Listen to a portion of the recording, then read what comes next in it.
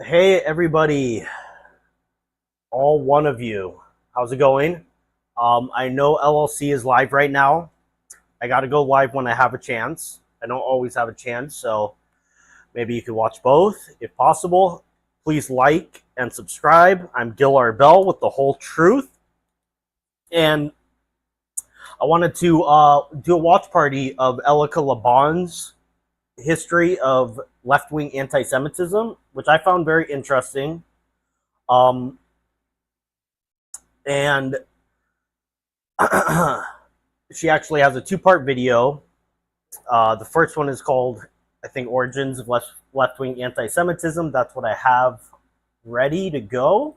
The second one is, one second, let me exit that window.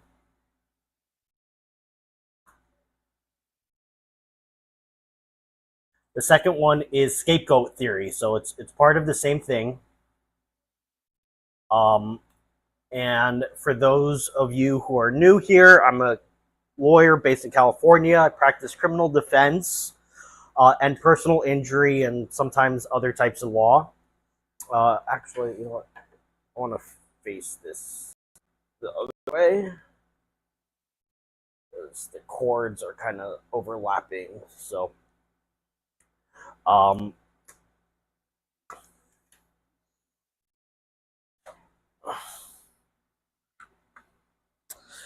and my main thing on YouTube, I think, is to kind of point out all the flaws in other people's arguments. I also tutor the LSAT, so I'm really an analytically minded person.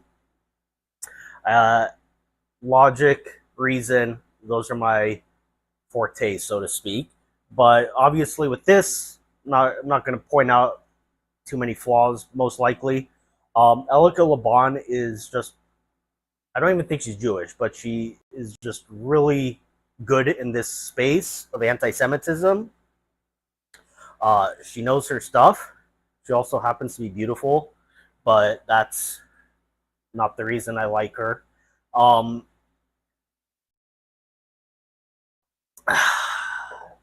So I still see that I got nobody watching here, and I understand that.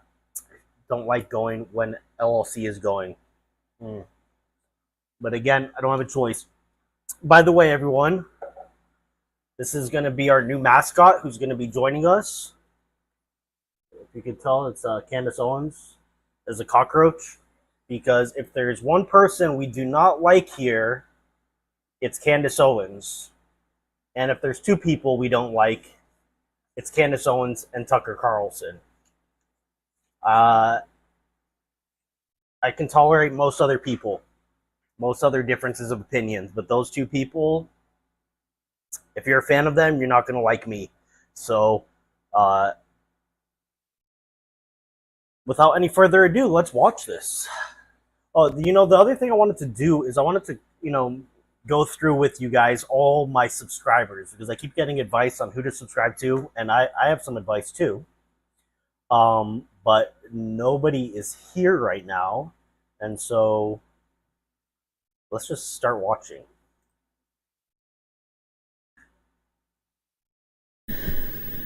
Okay, so somebody asked me to make a video explaining the history and origins of left-wing anti-Semitism. And this, in my opinion, is one of the most pertinent... Oh, 1 second. I see a problem. Looks like I'm getting a mirroring view because the window is not actually showing what I want it to. There we go.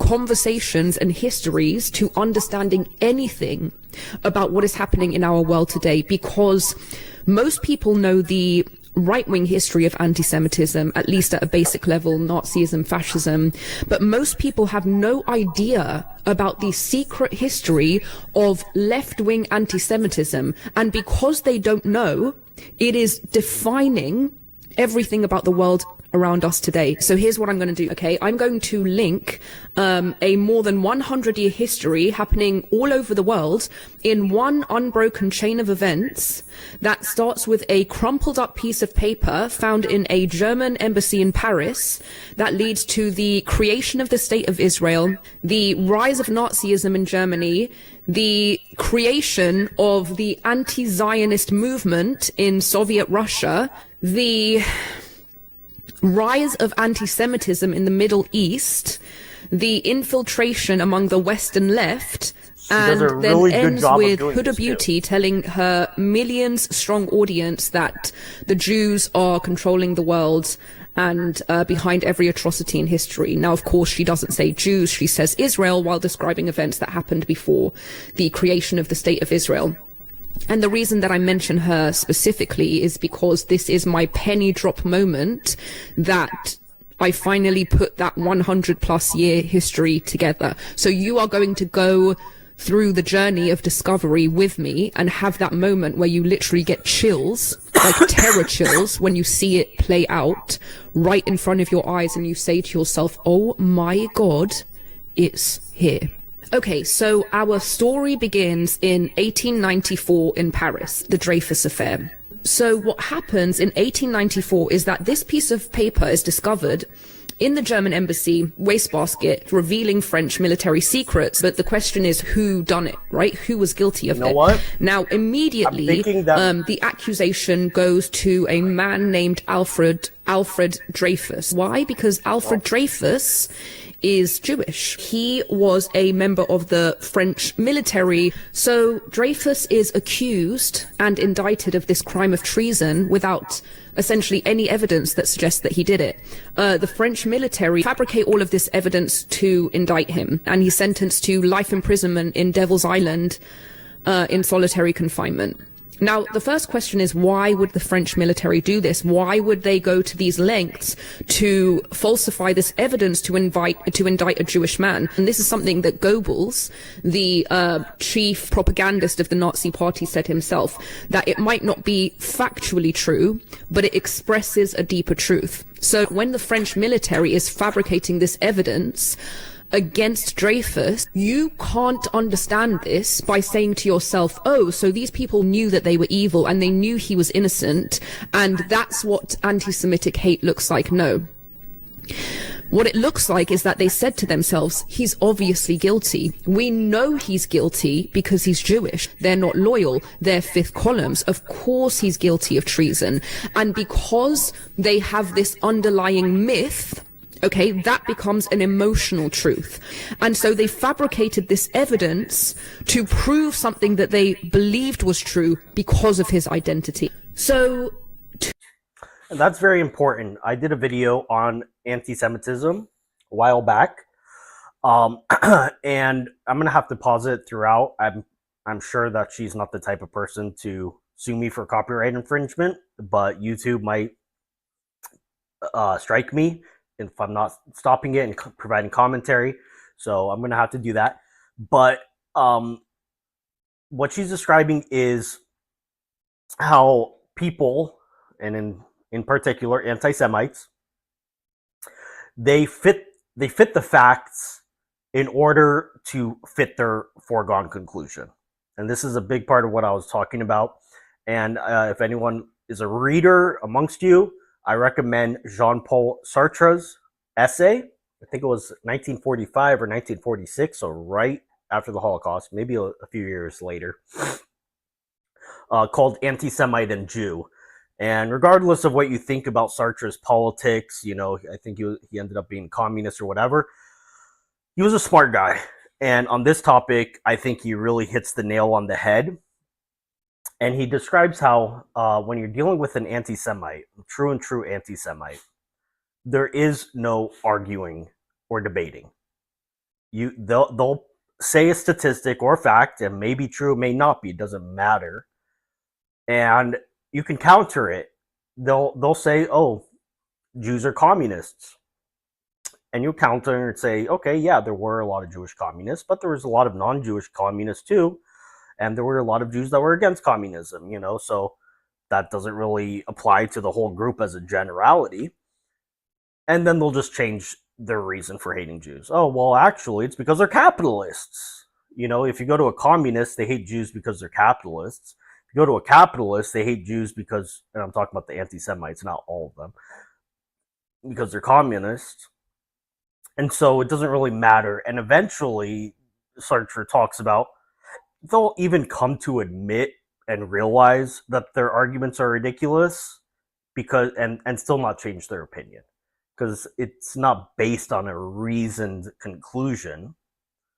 It's just a passion.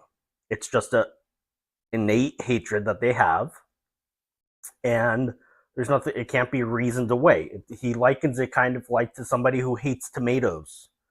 Can you reason them into liking tomatoes? No, they have an inborn hatred of the taste of tomatoes, and you can't provide any nutritional value data. They're always going to hate tomatoes. So Sartre describes anti-Semitism as working much the same way. It's kind of innate amongst certain people, and there is no reasoning. Hey, Ninto, you are my one follower. I know that LLC is live right now, so I didn't want to go live over her, but I don't always have an opportunity to go live, and so I decided to do it. But thank you for stopping by. 2 years after Dreyfus is indicted, it's now 1896. Dreyfus is in solitary confinement. He's on Devil's Island. And guess what? We discover that he isn't actually guilty. Why? Well, we already knew that. But the reason why is because the spying continues. So the new head of French counterintelligence, Picot, discovers that the real culprit behind this entire time is this guy called Esterhazy. So he brings this information to the French military, and the French military try to cover it up. They're trying to basically maintain their legitimacy, and this is a really, really, really awful and damaging thing to come to the public's attention. In any case, this Esterhazy guy is put on trial, instantly acquitted, determined that he's not guilty. For sure, it was still this Dreyfus guy. Okay, after the trial where the real culprit is acquitted, there is this one journalist whose name is Emile Zola, and he's absolutely furious. He's furious because he knows the evidence shows that Dreyfus is innocent. So why are they pushing his guilt? Why are they covering up for the guy who really did it? And why are they demanding that we all believe that this Jewish man is guilty just because he's Jewish? So this guy is what you call the righteous among nations. This guy is the righteous among nations because he knows that if he publishes this article exposing the cover-up, he knows he can be prosecuted for libel. So what he does is that he writes an open letter to the French president saying, bro, Dreyfus is innocent. This is a massive cover-up. So this article, which he's printed on the front page of a French newspaper, it's called. Hi, Alita. How's it going? I know LLC is still going live. I didn't want to step over her, but I can only go live sometimes, so I jumped at the chance. Thanks for stopping by. Je accuse, okay, which means I accuse. Now, this has become a modern metaphor. Ex-samurai, you may have how's heard it it when going? somebody is essentially attacking an institution as corrupt.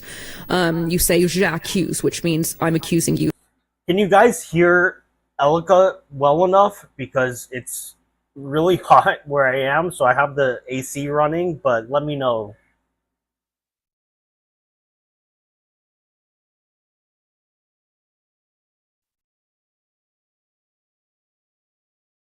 Let me know if it's too loud. I will try to bear with it. Let me actually, what I'm going to do is I'm going to turn off the AC and I'm going to open my window.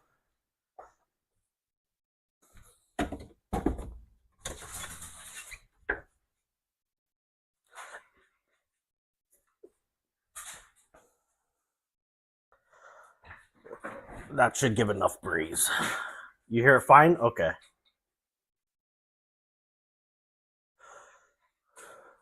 So, again, for those of you that have missed, I have a new mascot. is my candy roach. I think I'm gonna turn it into like a stuffed animal. Maybe I'll sell it on my website. But Elica Lebon, this video, I liked it a lot. This is not my usual. Keep yourself cool. We're not in England. I'm allowed. Yeah, no, this is like my home office, and we converted my garage into it. And so I just have this like big AC unit, but it gets really hot. But actually, I think with the door open right now, I'm good. I'm good. But thank you for caring about my comfort. Let me see. Who do any of you want to be a mod? I mean, I only have a few people viewing, so I don't know. Jujubee, you're automatically always gonna be stuck being my mod. So anyway, so this video is a little bit deviation from my usual content. As I said at the beginning, I like to. I'm an analytical, logical person, so I think that my forte is watching people make arguments and commenting on the flaws in other people's arguments and their points and stuff, and that's why watching Baron Coleman, I feel like actually that suited me very well because he was making really stupid points. But anyways, that's not really what this video is. This is Elica Lebon, who I recommend. She doesn't really put out that much content. But in this video, and she has a second one, which we may or may not get to, she talks about the origins of modern anti-Semitism, particularly on the left. And I think that does have a lot to do with the conspiratorial nonsense we see being spewed by Candy and Tucker. I mean, it probably has most to do with it, right?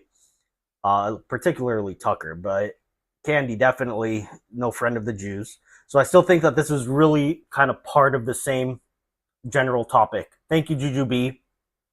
And JP6 Gunner X4C, I think you're new here. Please subscribe, share, and then again, this is my. I'm gonna put this on like some hats and stuff. Okay, let's continue watching. With institutions. Oh, so anyways, if you haven't, just to real quickly catch you up. She's talking about a case that happened, I think, in like the 1880s. I forget the exact day. I'm not good with dates. But there was a Jewish general in the French army named Alfred Dreyfus, and they accused him of treason. And there was really treason specifically for spying for the Germans in World War I or something like that. Or maybe this was pre-World War I. But in any case, it turned into a big case. He was Jewish, and so the case against him was very thin, if anything, but they convicted him. They sent him into exile, and now she's talking about how the spying continued afterwards. And you know, this case actually has a lot to do with the history of the modern state of Israel. But so the spying continues against the French, and there's a new intelligence chief, and he's realizing that, look, that we got the wrong person. Right? And because of that, I forget where she is in this story right now. He's retried and reconvicted or something, but it was a total sham show trial. And this journalist named Emile Zola saw that and was really outraged by it. And so he actually, instead of, just accusing the government of a cover-up, to avoid any, legal problems, he writes an open letter to the president or prime minister in newspaper, and it's called J'accuse, which I think has become kind of like a famous meme, right? Whenever people say, like, I accuse you of, something, it's like J'accuse. So anyways, that's where we are in this. Corruption. So after J'accuse comes out, this article comes out, French society is now divided into two. Wait for this. Are you ready for this? Are you actually ready for this? The Dreyfusards and the anti-Dreyfusards.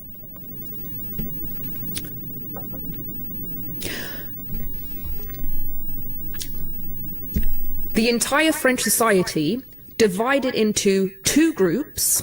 Thanks, One JP. was the pro-Jewish person, Welcome to the my other family. one was the anti-Jewish good group person, here. and none of them said pro or anti-Jewish person. They used a substitute word, which was anti-Dreyfusard.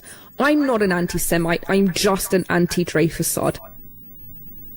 Pro-Dreyfusard say that individual rights and justice is important. You cannot persecute this man just because he's Jewish. It's so unfair. And then you have the anti-Dreyfusards, who are the right at this time, the right wing, and they're saying, for sure this guy did it, he's Jewish. What eventually happens is that the president finally, a few years later, pardons Dreyfus. Okay? So Dreyfus is exonerated. Yay. I wanted to do something else real quickly. I don't want to interrupt her because she does such a good job of this, but I just wanted to say, I wanted to show some of my subscriptions, so you guys could see who it is that I like, and you guys can offer your advice. So I just subscribed to Tanashi, and was watching that with you guys today. Very cool guy.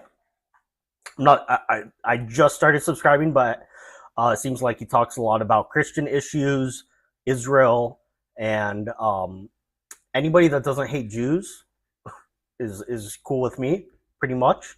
Not that that's my only criterion, but basically I have like two main criteria. If you fall afoul of these one or both of these two criteria, then I'm against you. Everything else is usually negotiable, you know? I think you can have reasonable disagreements, but my two issues are you can't be for transing kids, because that I think is disgusting. And you can't hate Jews. Now, and you know, can't hate Christians, or you can't really be a hater of anybody, right? But being Jewish, you know, obviously I'm most sensitive to that. But obviously, if you hate black people or something like that, then I want nothing to do with you either. So those are my two issues. Other things, tax policy, immigration, you know, to an extent, I feel like we can have reasonable debates. But if you're for transing kids, there's no middle ground, or if you hate Jews, if you just hate there's no middle ground, because I think you're kind of a lost cause. So anyways, Tanash Peters. Then I just subscribed to Van Cruz's daughter's channel, just to, you know, give her some support.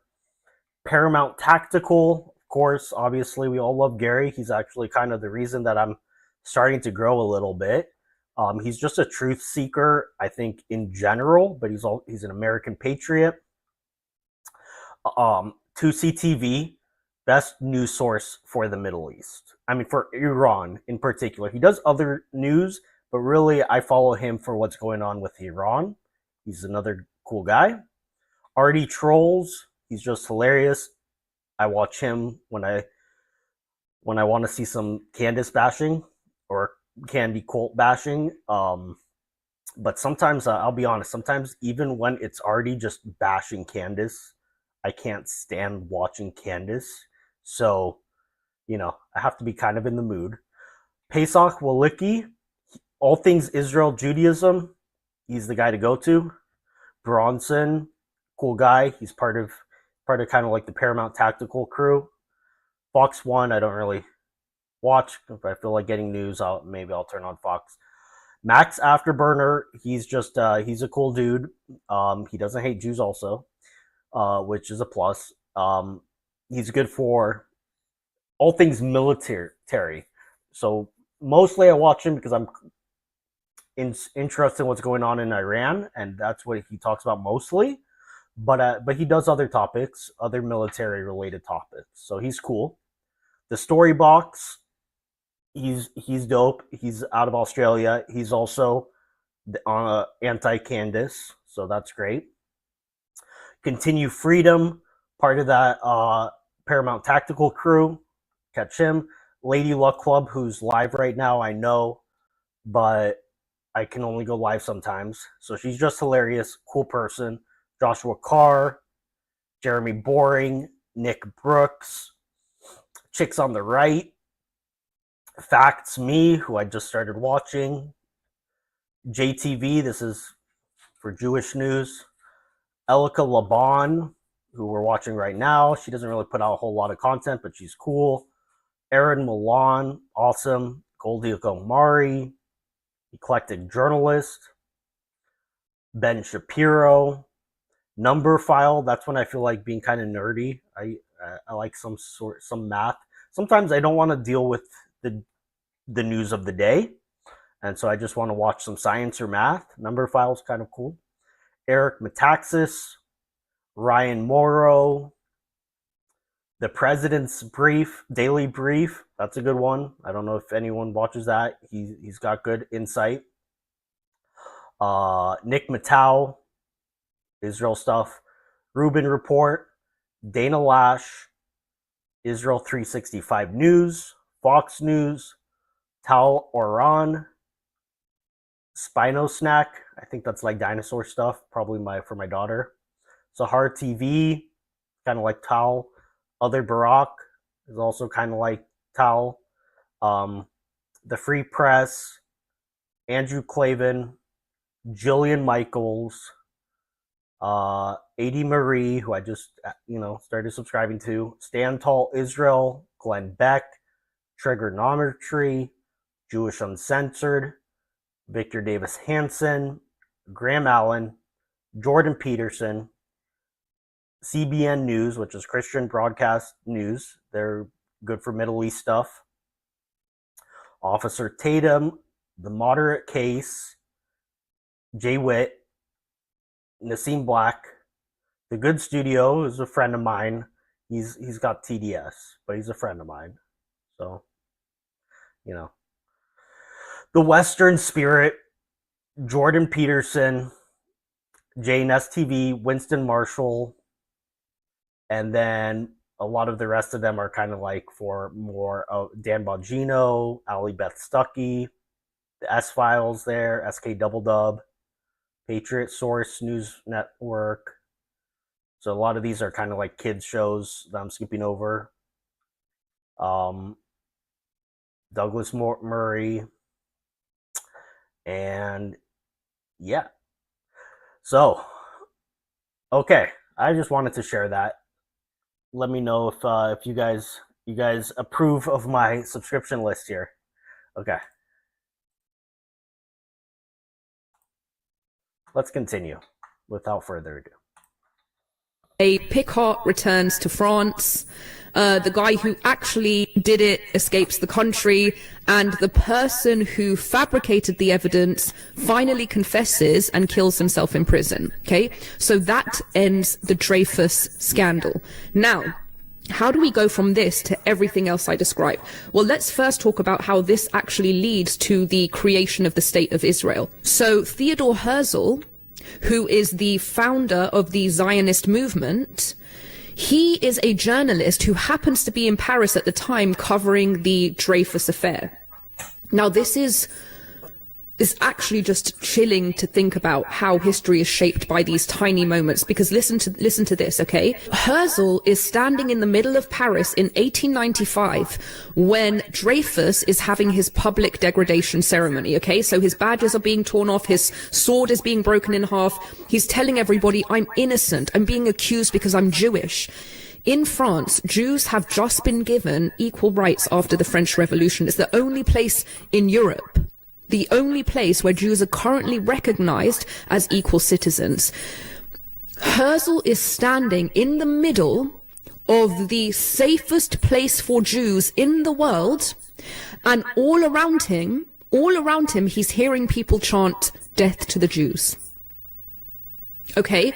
This is the watershed moment in history where Herzl says to himself, oh my God, I am in the safest place in the world for Jews, and everybody is saying death to the Jews. Where are we safe? Oh my gosh, that just really emotionally overwhelmed me. Okay. That becomes the basis for which he decides.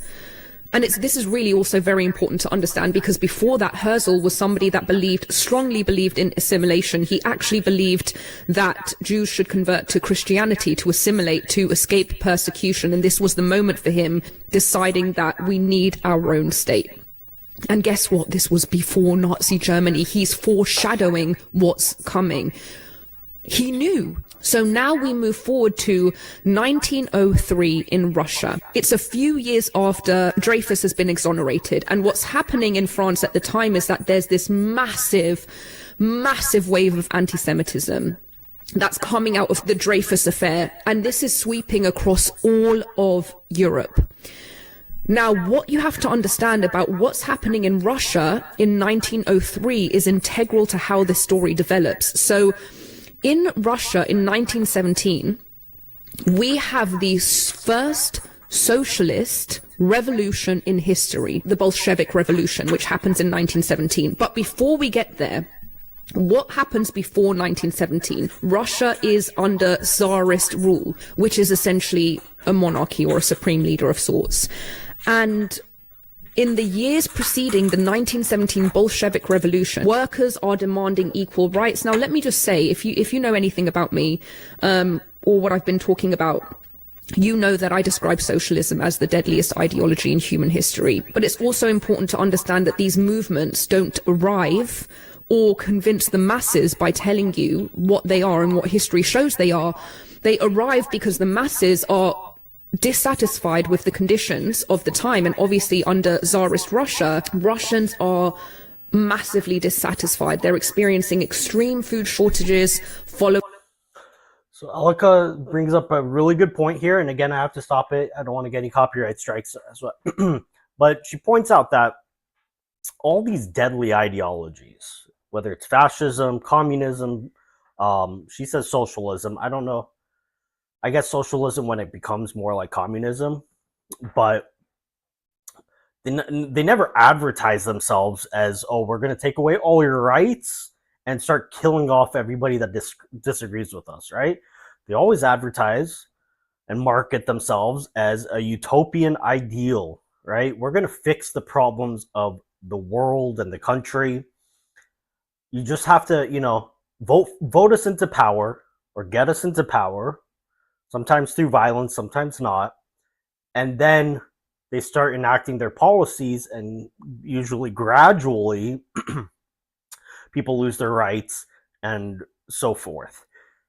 So, of course, they're not going to go out and say, oh, we're a terrible, deadly, violent ideology that is against individual liberties or anything like that. Then they wouldn't really get too far, right? So I think that's a good point that she makes. Kind of reminds me a little bit about Tucker's 10-point plan. I'm not saying that every situation is, in history is the same. But again, if people are promising you a perfect utopia without laying out like what their plan is, you should be suspect. When Tucker Carlson says, "Oh, we could solve crime in a day," but he doesn't actually lay out how he would, that should raise some red flags. Yeah, we could solve crime in a day if we start shooting down everybody, all the homeless people, and taking away everyone's rights, and just being a very cruel nation that doesn't have any due process or follow the Constitution or anything like that. Then yeah, you might get rid of crime pretty quickly, but you'd be giving up a lot more. So, and you probably wouldn't actually get rid of crime either. But point is that utopian ideologies obviously always sound great. You got to listen to the policies, how they are going to go about doing it, what you have to give up in order to get there before actually supporting it.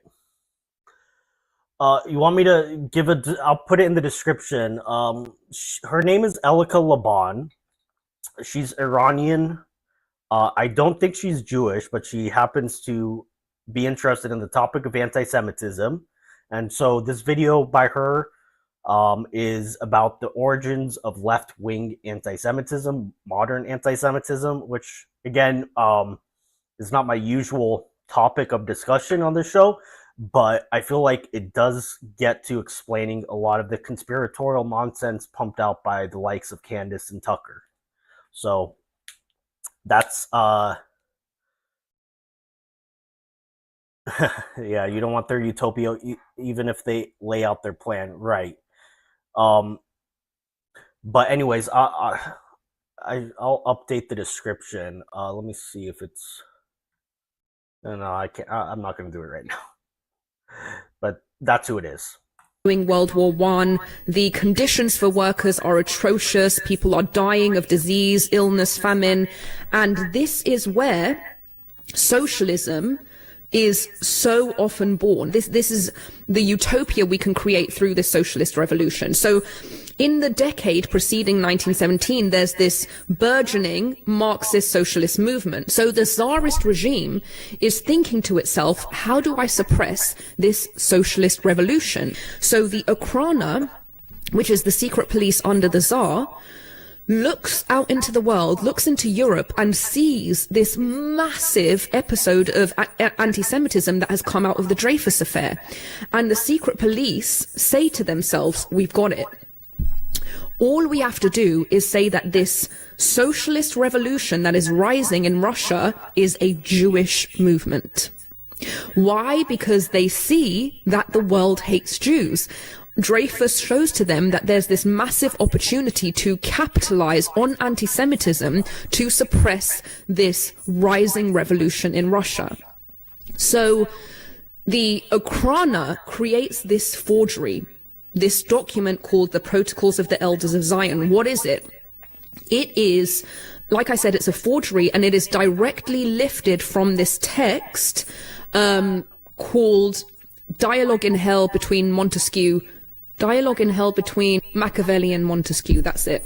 So essentially what they do with this document is that this is a satire about Napoleon III and his desire to take over France, okay? So what they do is they substitute Napoleon III for the Jews, and they substitute France for the world. That's it. Just copy and paste, take out those words and substitute them. So instead of Napoleon III wants to take over France, now it reads as Jews want to take over the world, okay? So this document, the Protocols of the Elders of Zion, is now disseminated everywhere. And yes, later there was an admission that it was a fabrication. Did that change anything? No, because it has become the foundation of modern anti-Semitism. The idea that the Jews are controlling the world all comes from this one single document, even though it's been debunked. But I wish I could tell you that was the worst of it. I wish I could tell you that was the end of it. Wait until you hear what happens with this document. Okay. So first of all, let me back up and answer something else. What you're probably thinking to yourself is, wait a minute, but are these socialist revolutions Jewish revolutions? Because I've heard that many times before. This is something that for me to explain to you, I actually have to make a separate video on scapegoatism. Because what I'm explaining to you right now is the history, which is very enlightening, but it's never going to be as enlightening as understanding the psychology.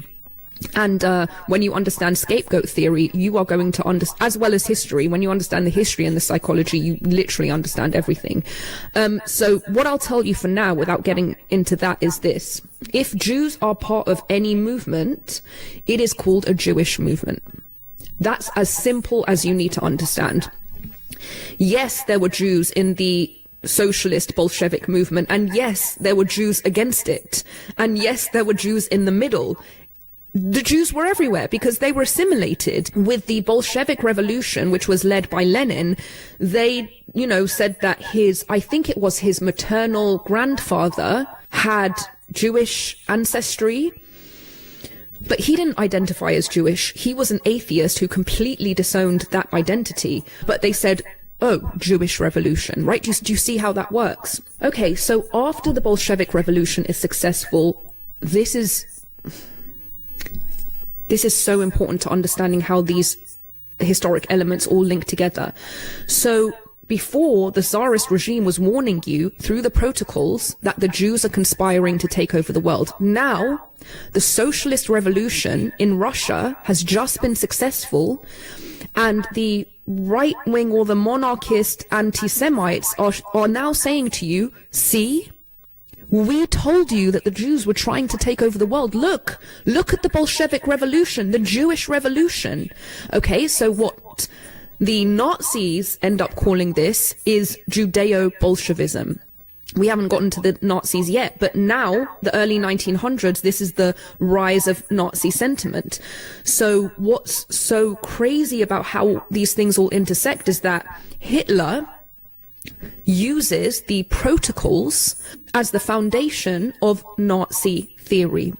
So now Hitler is saying, see guys, didn't we tell you this document proves that the elders of Zion exist and they made this plan, and the Bolshevik Revolution in 1917 in Russia is proving that they really are trying to take over the world. So now this gives rise to another explosive wave of anti-Semitism everywhere, because people were like, oh my God, it was really true. Okay, so that is the basis of how this Russian forgery under the Tsar leads to the rise of anti-Semitism. But you're thinking to yourself, wait, this is Nazi anti-Semitism. We said that this was about left-wing anti-Semitism. Okay, so just wait. So I didn't know that, actually.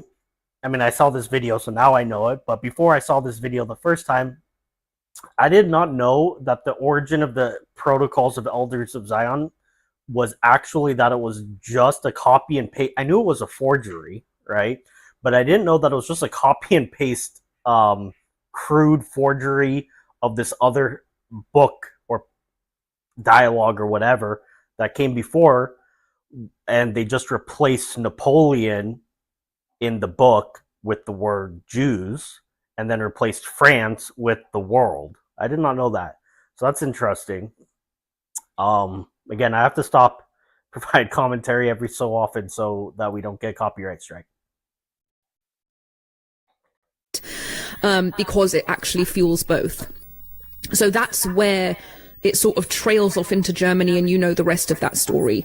Okay, so now, staying in Russia, as you know, after the Bolshevik Revolution, the Tsarist regime falls and the socialist regime comes to power. So now we have the Soviet Union in power. And remember how I told you about Theodore Herzl? Okay, so this is all connecting. So Theodore Herzl, after standing in the middle of Paris and hearing people chant death to the Jews, is like, we got to have our own state. So now Israel comes into existence in 1947. Now, the way things are lining up, Soviet Russia is one of the first states to recognize it. In fact, it really initially believes that it's going to be an ally. Because what I actually started watching her because she's like pro-Iranian, anti-IRGC. She's pro the Shah. And so I saw her, I think, a few times talking on Piers Morgan and with Goldie Gamari. And so I'm like, oh, okay, I like her. And then I found out that she's like a scholar of this, of anti-Semitism. So it made me like her even more. And again, yeah, she's really cute. But that's not the reason I like her. What is happening in 1947 at the exact time that Israel comes into existence? It is the beginning of the Cold War. So Naito, yeah, the people definitely, Jew haters, a lot of times, I'm obviously more like, Jews are kind of more sensitive or aware of like Jew hatred than a lot of other people. Doesn't mean that you guys, anybody doesn't care about it. It's just not. It's not as much in your face. But yeah, Jew haters often say that Jews are the reason for socialism, communism, and capitalism.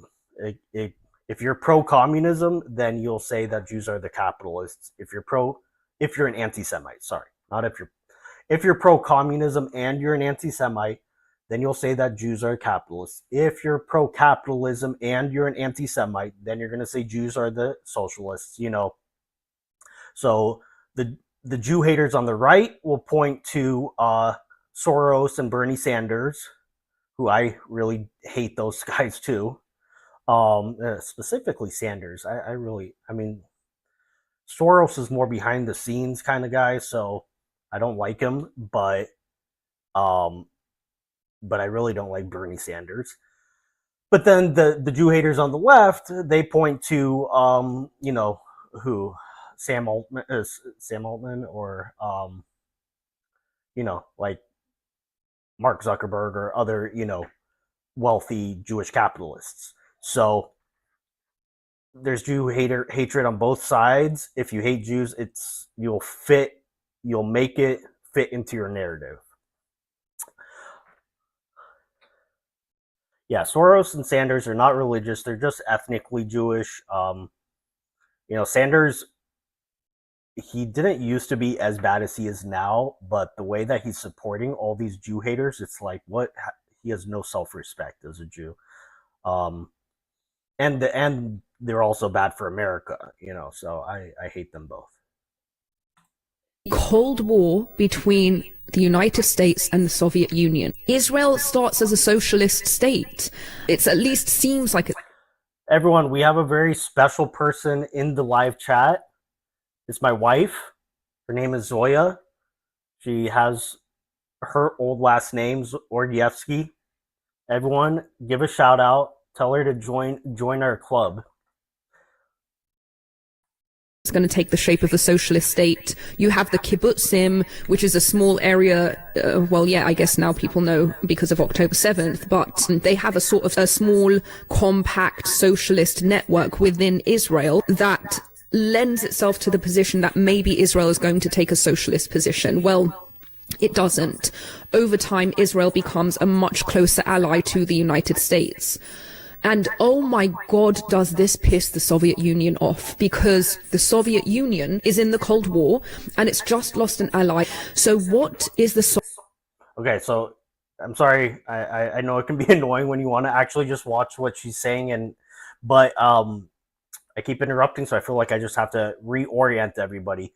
So actually, when Israel was first created, the first two countries, I think the first two, to recognize Israel were the United States and the Soviet Union. And people are kind of surprised by that because the Soviet Union became very anti-Israel very quickly. But at the beginning, when Israel was first created, it was kind of a fledgling poor state, and a lot of the original, a lot of the inhabitants were from the former Soviet Union. And they had these kind of socialist communes called kibbutzim. They still have them. They're not the same nowadays. But so anyways, the Soviet Union thought it was going to be an ally in the Middle East.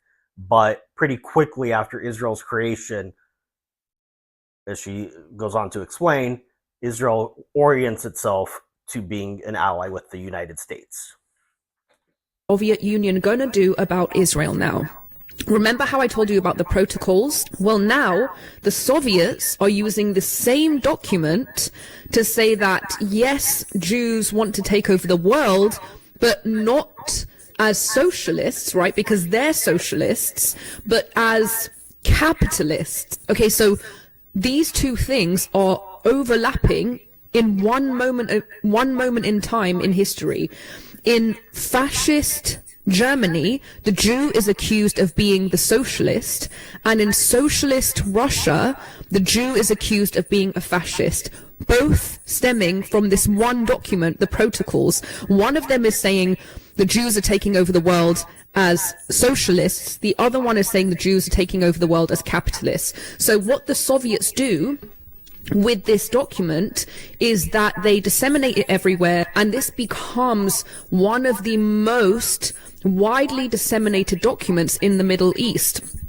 And they send disinformation agents into the Middle East. Mikhail Pachepa, who is a Soviet defector, says that they conducted around 10,000 disinformation operations to turn the Arab Muslim world against Israel. Remember, this is the Cold War.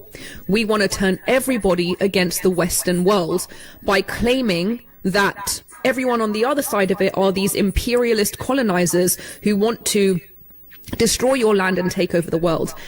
And so this becomes, the Soviets make this an instrumental part of Marxist theory. So Marxism starts with this framework. Well, this isn't actually something Marx ever said. It develops this way, this framework of oppressed and oppressor. So the oppressor is the capitalist. It's the Western imperialist, right? So the Soviet Union engages in this disinformation campaign that essentially says that, hey, you know, this Zionist movement that was supposed to be about Jewish self-determination during a mass genocide and exodus from all over the world, that isn't actually about Jewish liberation. You know what that is? That is American imperialism. Okay? So this gives birth to the anti-Zionist Soviet propaganda movement. Everything that the Jews are doing to return home is inverted. So the Jews who were once indigenous to this land are now framed as colonizers. The Jews who are escaping mass murder are reframed as the murderers. The Jews who are the most persecuted people in history are reframed as the persecutor as part of the Soviet Cold War disinformation campaign against Israel. And then what happens in 1975 is that the Soviets engage in this disinformation campaign that eventually leads to the UN passing a resolution that essentially says Zionism is racism. Okay? So let me just be very clear about this. Anti-Zionism was created by the Soviet Union. I'm not sure if you really understand what I'm saying. It was a massive disinformation campaign. Now you understand, okay, these are the origins of when people say that Israel's trying to take over the world, but there's never been a manifesto to go beyond their historic borders. And the belief that there's a desire to go beyond their historic borders and to take over the world comes from the protocols of the elders of Zion. So when you hear these left-wing pundits telling everybody Israel's controlling us, we're occupied by Israel, all of this is Soviet propaganda. What is our society doing? It is organizing around the Jewish people yet again. Remember the Dreyfussards and the anti-Dreyfussards? Well, now we have the Zionists and the anti-Zionists. Why are they not organized around the worst actors in the world? Why are they not organized around the worst terrorists, the worst atrocities? And then they'll say, but because I don't know about that. I don't hear about that. Why don't you hear about that? Why is the news not reporting that? Oh, so you're saying that the BBC and, you know, the New York Times. So I think this is really interesting because, yeah, is there any issue that you see that drives people's passions up as much as Israel-Palestine? Do you see people marching in the streets by the thousands, tens of thousands, hundreds of thousands over what's going on in Yemen, which is far deadlier conflict, or what the Chinese are doing to the Uyghur Muslims in concentration camps? Do you ever see any campus activism about that? I mean, maybe a teensy tiny bit here and there, but when it's Israel-Palestine, wow, you got like half. I mean, in America, you got like half on our side, on Israel's side. Sorry, our side. I'm Israeli, you know. So, Israeli background. I'm American, but you have like it really splits. It's a wedge splitting issue. I think pretty much in Europe, it's like almost 90% are anti-Israel. And then, in the other countries like China and stuff, I don't think that they care as much about it. It's not like their issue. But when you come to the West, is there anything that drives people's passions as much as Israel? I mean, does Tucker Carlson go one episode without talking about Israel? Even though his buddy Putin has killed 10, 20 times more Christians in Ukraine than Israel's killed Hamas people and, unfortunately civilians. Does he ever talk about that? Does he talk about it 1% as much as he talks about?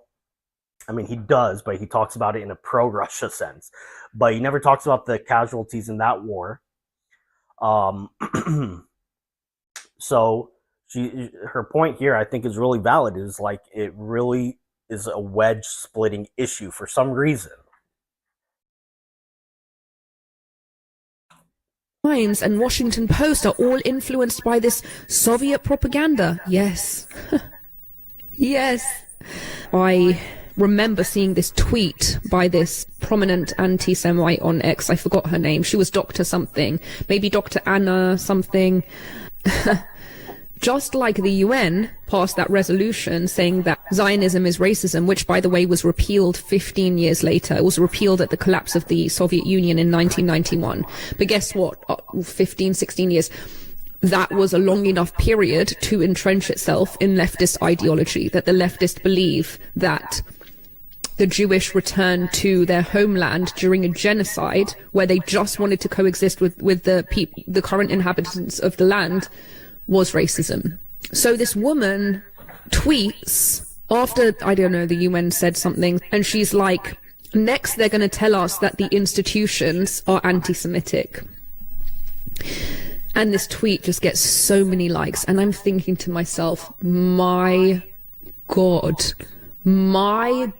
how people don't, like, even if you didn't know Dreyfus, even if you didn't know the Soviet Union, even if you didn't know any of this stuff, you would at least know Nazi Germany. You would at least know institutional anti-Semitism under Nazi Germany. But the point is that nobody sees the UN and left-wing organizations that way because they don't know the Soviet history. So they're like, well, how could these left-wing pro-human rights people be anti-Semites? Because that is what has infiltrated their ideology. Soviet disinformation says that the Arab and Muslim worlds are the oppressed and that the US and Israel are the oppressor. So after the Soviet Union disseminates the protocols of the Elders of Zion into the Muslim world to essentially say, hey, the Jews are trying to take over the world, you better rise up and start these revolutions to eliminate Israel. What is really just crazy about how this history all ties together is that you eventually find the protocols where in Hamas's charter comes from Tsarist Russia, ends up in Hitler's Mein Kampf, used as Soviet anti-Zionist disinformation, ends up in Hamas's charter. Every single one of them perpetuating the conspiracy that we have to kill the Jews because they're trying to take over the world. A satire document about Napoleon III. And everybody knows. Everybody knows it's a forgery. So in Hamas's charter, they repeat the protocol's conspiracy. They say the Jews are responsible for World War I, the Jews are responsible for World War II, the Jews control the institutions like the UN, even though the UN passed the resolution to say that Zionism is racism, the Jews control the banks, the Jews control everything, and we have to eliminate Israel to free the world from Jewish oppression. Okay, so what is happening in the United States in the 1960s? And everyone should also just remind themselves whenever you hear somebody talking about how Israel is trying to take over the world, just a real quick reminder. I happen to have a map. Can anyone even see Israel on this map? I mean, that's really how simple it should be to counter that that argument, but that's the brain rot. That's the brain rot Charlie Kirk was talking about when he says Jew hatred turns you and it rots your brain. It makes people blind to the fact that look at compare Israel to the size of the Muslim world. It's and yet you still see people saying Israel is trying to colonize all of the Middle East and stuff. It's crazy. 70s. just all of these events from 1894 are just about to all click together. Okay, so watch this. In the 1960s and 70s in the United States, there is the rise of the Marxist movement and the formation of the New Left. So the New Left essentially is communist in the United States. And believe it or not, they are falling in love with the biggest authoritarian dictators in the world. Falling in love with Stalin, falling in love with Mao, falling in love with Castro. We're talking about the biggest mass murderers in history. Mao is the biggest mass murderer in history. Guess what? The New Left are like, this is us. This is us. These are the movements that we want to bring home. So in the 1960s and 70s, people inherit this Marxist Soviet ideology, and this becomes the basis of modern leftist ideology. It's socialism, revolutionary socialism versus the imperialists. And who are the Western imperialists? They are, as the Soviet prescribed, the United States and Israel. The oppressor is the Zionist.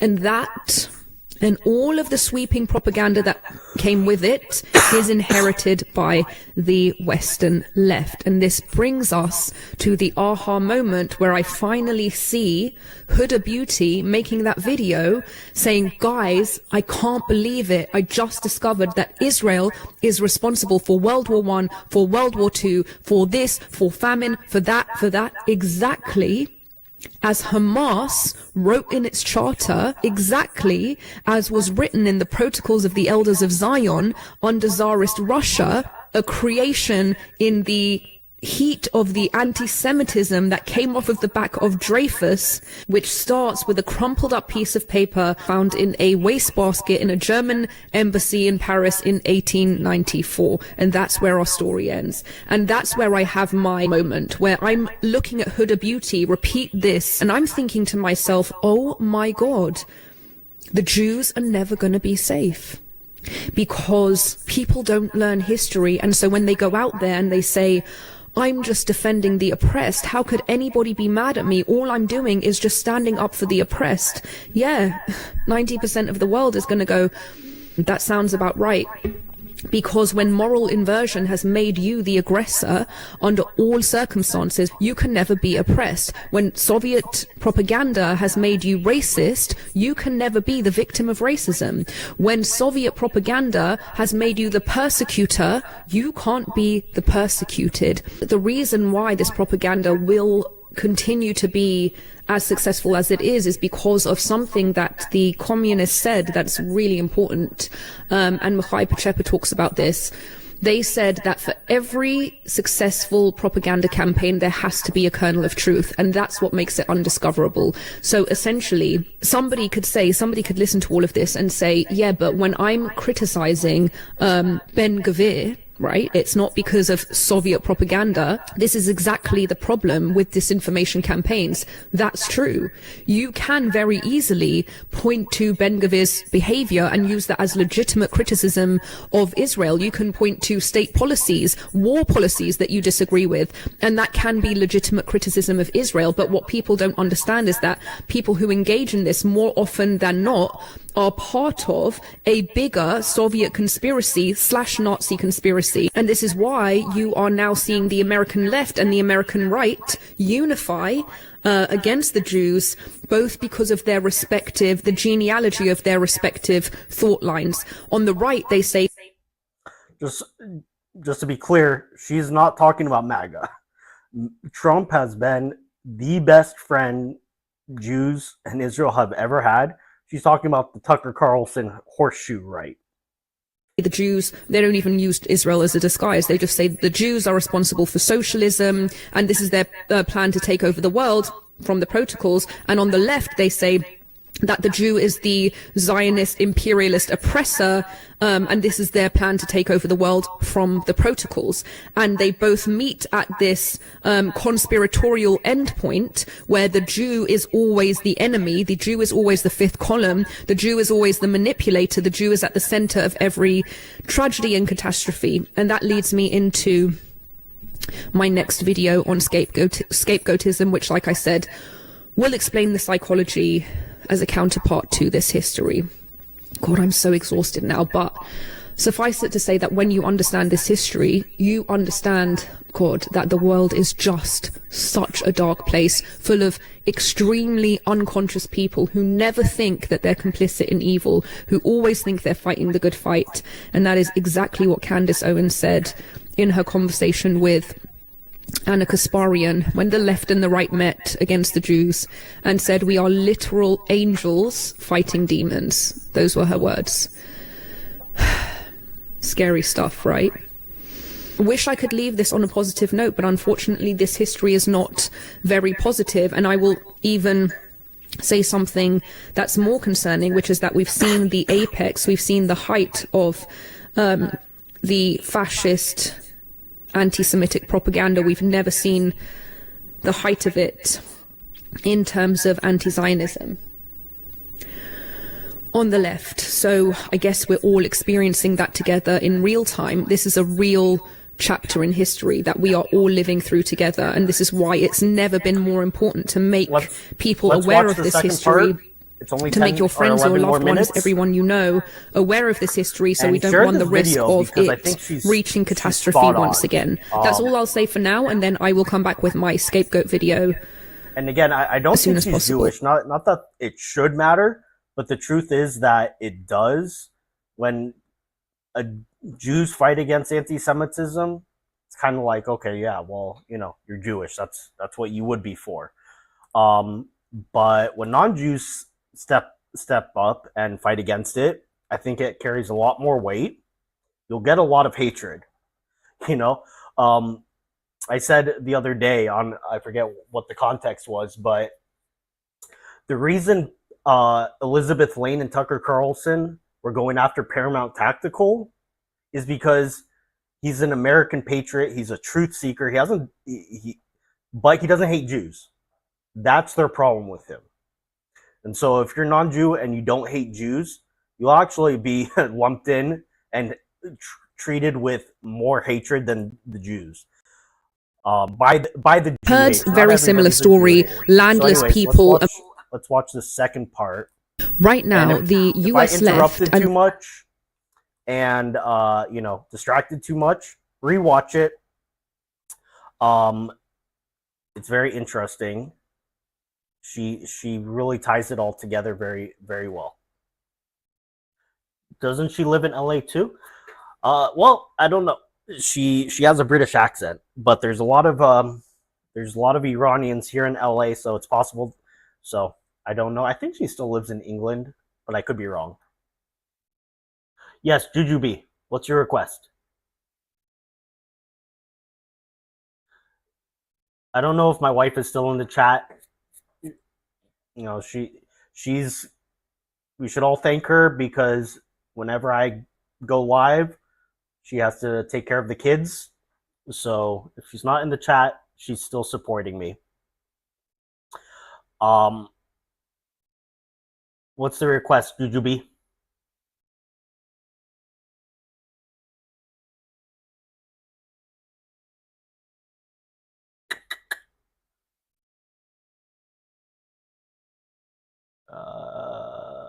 Just tell me what the request is. I'm going to start this one. Oh, Save Smiles the mod? Okay, of course. We'll make everyone a mod. I don't even know what you guys are allowed to do, but Save Smiles, you're a mod now. Right now, the US left and the US right agree on almost nothing, except one thing. The Western world and the Eastern world agree on absolutely nothing, except one thing. Angie. This is called scapegoat theory. Rene Girard is the theorist behind scapegoat theory. So here's what he explained. There's something in societies called mimetic rivalry. What that means is that our desires don't come organically from within. They're almost manufactured in society. We see what other people desire, and that causes us to desire the same thing. For example, a child who sees another child wanting a toy, all of a sudden wants that toy, but they didn't want that toy 5 minutes ago, right? So seeing another child want the toy is exactly what gave the toy its value. So this starts in childhood but develops into adulthood. For example, a man talks about how much he finds a woman attractive. Now, all of the men in his friend group suddenly find this same woman very attractive. Or a woman goes on holiday to Italy, let's say, and now all of her friends in the same friend group also want to have a destination wedding in Italy. And it applies to everything. Politics. The other side has the power to pass legislation. Now you want to have the power to pass legislation. So essentially, what Girard explains is that because of this mimetic rivalry where we're copying each other's desires, what happens in a society over time is that this obviously creates friction. It's creating rivalry. So this rivalry, he explains, starts to spread, starts to grow, the tension starts to build. People start to organize themselves into groups, into factions, and they're organizing around mutual destruction. Right? So, for example, the American left or right, the rivalry continues to build and build and build until it reaches a point where there's nothing left but to be violent toward each other, to actually take the other side out. This is the point that the scapegoat emerges, because the scapegoat has to emerge. I'll explain. The scapegoat becomes the object that absorbs all of the tensions. All of the problems are projected onto the scapegoat. This is now declared to be the reason that everybody is fighting. And once the scapegoat is eliminated, order is restored within the society. It is really important to understand that the guilt of the scapegoat is completely irrelevant. The only thing that matters is that enough people agree that the scapegoat was the problem for that harmony to be restored, because now everybody's breathing a sigh of relief. Oh my gosh, all of these problems, all of these tensions between us, it was all because of them, right? And this is why it always looks like discovery. When the person or the group or the tribe discovers it was the Jews, there's this almost like this was the buried truth that has been concealed from us for all of this time. This is the reason why the left and right couldn't get along. This is the reason why the East and the West couldn't get along. This is the reason for capitalism, for socialism, for all of these things. And so there's this agreement that allows these two warring tribes to now get along by determining that the source of all of these individual problems, which could in no universe ever be individually resolved, is entirely, the weight of it is entirely carried by this object that has now been removed. So we've obviously seen so many historical examples of this. Nazi Germany, Hitler blames Jews for the German defeat in World War I with the stab in the back myth. Stalin is blaming Jews for the doctor's plot, which is the conspiracy that they were intentionally poisoning the Soviet dictatorship. The Black Death in the 1300s. Jews in Europe were accused of poisoning the wells when Jews were dying at the same rate of the same plague. And it is so often Jews because they represent all of the things that the scapegoat needs to represent, which is that they are a minority everywhere they go. And because they are a minority, they are easily targeted and disposed of, which is exactly why people will often tell you that there's no way for Jews to survive without their land, because it was specifically because of the fact that they had no land that they were targeted. And this is really interesting because of what we were talking about last time with the Dreyfus affair, right? And I was talking about how Herzl stood in the middle of Paris at the time and heard everyone chanting death to the Jews in the safest place for Jews in Europe at the time, and realized, okay, we are not safe here. We cannot assimilate our way into safety. And what I wanted to tell you then, which becomes relevant now, is that the irony is that the assimilation wasn't the thing that saved them. It was the very thing that made them the scapegoat. The fact that they had to disperse all over the world, right? Because their land, Judea, was conquered so many times and they were exiled. They had to disperse all over the world. The idea that assimilation would save them ends up becoming the very thing that makes them a minority in every land. And because they became a minority in every land, they became the perfect scapegoat to absorb all of that nation's problems, to dispose of, so that nation could return to peace and harmony. And you actually see this parallel in other communities that are similarly. So, you know what was interesting about what she said, and again, I have to stop it just not to get stricken with the copyright strike, but she mentioned how, you know, it's always like, oh, I discovered that the Jews are actually the reason for all the problems. And it reminded me of like a tweet recently by Anna Kasparian, where she's like, people are waking up, finally. And it was referencing the Muslim immigration wave into Spain that resembled an invasion recently. And so you have all these people like Hassan Piker and Anna Kasparian and I don't know, probably Tucker Carlson, because he you know, always likes to blame Israel, blaming Israel for this, as though Israel was able to coordinate. You know, Israel's just like this like master sophisticated thing that's able to do everything, able to force 60,000 Muslims in Morocco to invade Spain, right? And so why is it easier? It's easier to blame Israel / Jews than to have this conflict between, you know, Spain or Europe and the Muslim Moroccans, who are like very numerous and stuff. It's much easier to just be like, oh, you know what? It's not, we don't have a conflict with each other. It's not, you know, yeah, you guys are invading us and looting and, you know, obviously leading to these clashes, but we need to find someone else to actually blame here so that we don't end up killing each other, because, you know, we're both very numerous. It's actually Israel's fault, right? It's actually Israel / the Jews. And then Anna Kasparian posts that on X and says, oh, people are finally waking up. So even though what Elica is talking about might seem very abstract or historical, it's still going on amongst very prominent people. You know, sometimes I like to reassure myself that this is, you know, probably a small cadre of people, but they have huge followings, and the Nazis also started off as kind of a fringe group. So that's why it's like, it is concerning to me.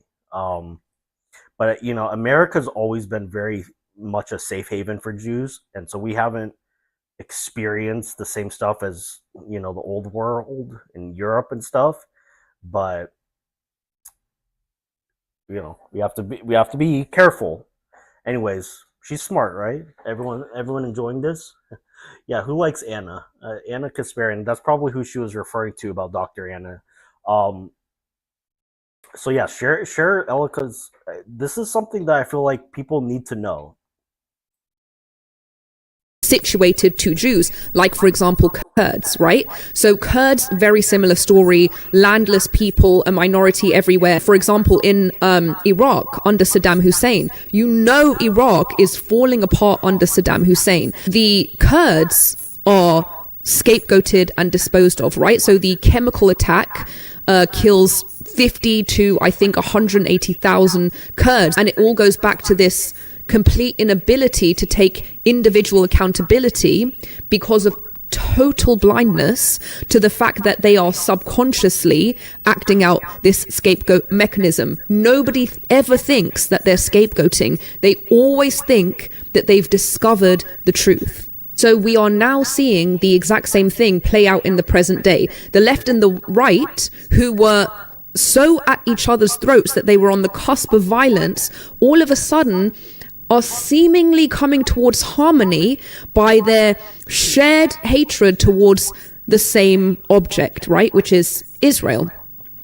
The right will just come out and say Jews. The left can't say Jews. If they've been, professing the values of tolerance this entire time as they have, how can they say, yeah, we are actually against one people, one nation, one ethnicity, one race? They can't. So they say Zionists. The whole point is that these two sides that were at each other's throats are suddenly sitting down at the table, okay, shaking hands, laughing and smiling, saying, oh my God, I can't believe that we were against each other all this time. How did we not see that it was one people causing all of these problems? And it's so interesting to know how scapegoat theory works and to see the true conviction in their eyes, right? I just think of the times that I was on Piers Morgan, for example, and I had, Cenk Uygur screaming his lungs out, Israel, Israel, Israel, because the left needs, just as much as the right needs, Israel to be the scapegoat. And it isn't just the left and the right, it's the East and the West. These two are now coming to this mutual agreement. Hey, maybe all of these wars will be resolved if we just eliminate Israel, right? And this is the point where we have to remember that the guilt of the scapegoat is completely irrelevant. It's completely irrelevant because it isn't about whether the scapegoat is guilty or not. It's about the fact that this one object becomes the thing that carries the weight of far more problems than it can actually carry. And that's how you know it's a scapegoat. It's not holding proportional blame. You think about all of the worst regimes in the world right now, the worst atrocities in the world right now, and yet our society is constantly organizing around one state and one people that have become the domestic and global scapegoat. And once this scapegoat has been agreed upon by both sides, that's when the mythology begins. That's when all of these arguments are created, academic theses are written to explain that, yes, indeed, this is the source of all the world's problems. And inside this mythology, that's where the moral inversion starts to take place. I'll give you an example. When the Houthis were striking Israel. Yeah, you're right, Sabs. When she's saying the right, she's talking about Tucker Carlson, right? Who's really not really of the right anyways. But, she's talking about the far, far right. She is not talking about Trump. And I need to correct that record. She's talking about the extra far right, and the Tucker Carlson right. I love Trump. I really do. I think he's made some mistakes along the way, but I'm a fan. So that's true. Candy and Tucker are not conservatives or Christians. They use that as yeah. I mean, I agree. Yeah, Tucker. But Tucker has some conservative viewpoints, right? Like he's anti-gay people. Not that that's conservative. But he's socially on the right. Right? And then eventually Israel strikes back. All of these activists were rushing online to say, look at Israel, another unprovoked attack against Yemen. We all know which way round this is, but the victim and aggressor has been inverted. It's been inverted to support the mythology that the scapegoat really is to blame for all the world's problems. And suddenly everything else is being erased, because what becomes more important than anything else is preserving this mythology that demands the scapegoat absorb the weight of every problem. It isn't about what's true or false. It isn't about who's guilty or not guilty. It is about the fact that for order to be restored in this chaos, they have to justify blaming the scapegoat and then eliminate it. This actually has nothing to do with the conflict in the Middle East. It has nothing to do with who was there first, who's wrong, who's right. The way that you can tell when the scapegoat mechanism is in action is that all of these sides that once wildly opposed each other, once mortal enemies, are suddenly converging against the same villain. That's scapegoat theory. So smart, so smart. Jujube, if you have good contacts with like Tanash and other, big influencers, everyone seems big to me. Help me get to 500 people, please. Um, but Juju, if you can, send both of the videos by Elica to them because I'd like for them to help propagate it. I think that sh- she does a very good job articulating this stuff, much better than I can ever do. Again, she's not Jewish, which helps. Um, and then while you're at it, ask them if they want to have me on one time. I love it. I'm working on doing a joint thing with Facts Me, and I like collaborating with people. And it's not just that I want to ride their coattails, although I wouldn't mind getting some of their subscribers. But I just when I like somebody, I want to work with them. I want to share my thoughts. So everyone, we're gonna sing happy birthday to Mackenzie Moore. This is gonna be embarrassing for me, but I'm gonna do it anyways because Mackenzie has been like my number one fan. So happy birthday to you. Happy birthday to you. Happy birthday, dear Mackenzie. Happy birthday to you. Mwah. Thank you for your support, everyone. So those were the two videos I wanted to get through. I might have to end my live any second. If you didn't watch it, rewatch it. Watch the actual original version so you can see without interruption. Again, help me grow my channel. Very much appreciated. Yeah, of course, Mackenzie. You're my number one fan. um, and then so I had another thought that I was thinking about to bring it back to my usual topic of attacking this dirty cockroach. Uh, which is that I was thinking about this.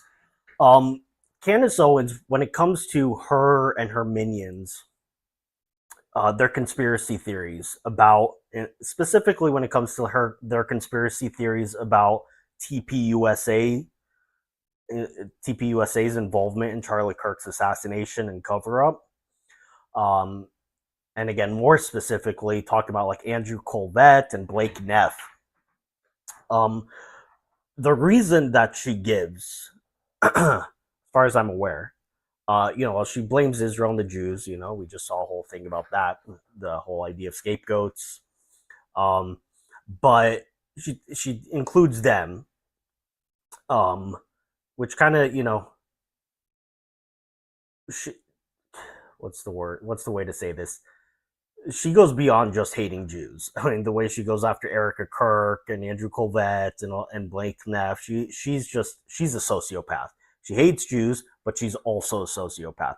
Tucker Carlson, I think, just hates Jews. Maybe he's a sociopath too, but I don't see him going after TPUSA or Erica Kirk in the same way. But back to Candace Owens. Her theory is that Andrew Colvett and Blake Neff are being paid by Israel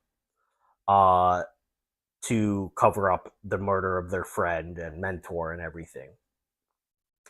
And so it made me think, like that would be hard for a normal person to process, right?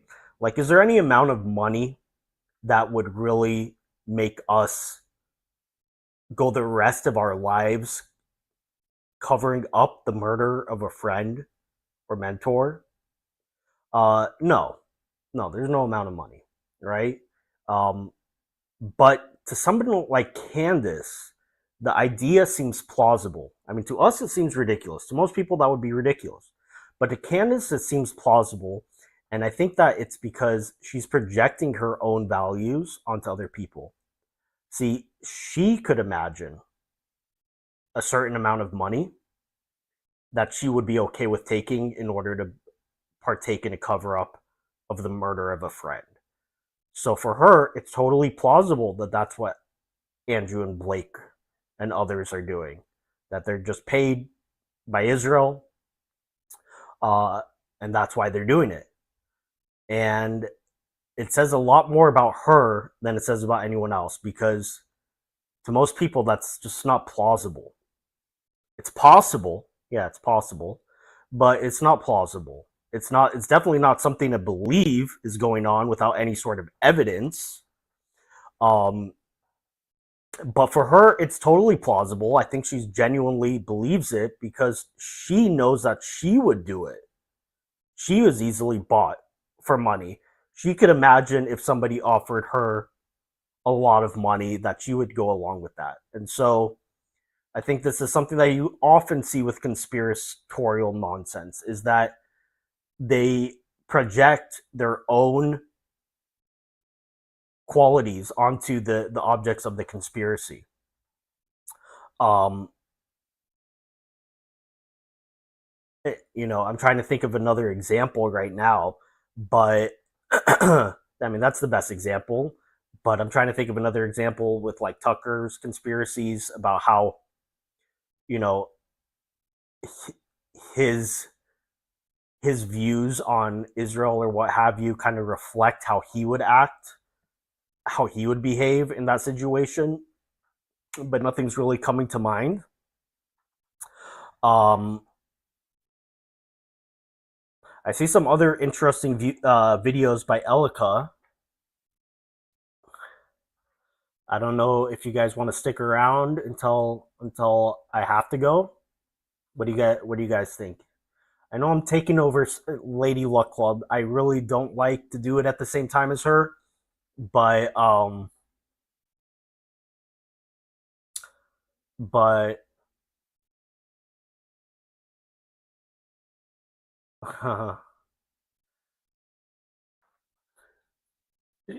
you got to talk to Mindy for the connections, Jujubee. Yeah, well, um, go for it. Thank you, thank you. Uh, yeah, she's the queen of projection. Again, like it's so ridiculous to imagine that. I mean, if there's evidence, and again, anything's possible. So I'm not saying that it's it's beyond out of the realm of possibility.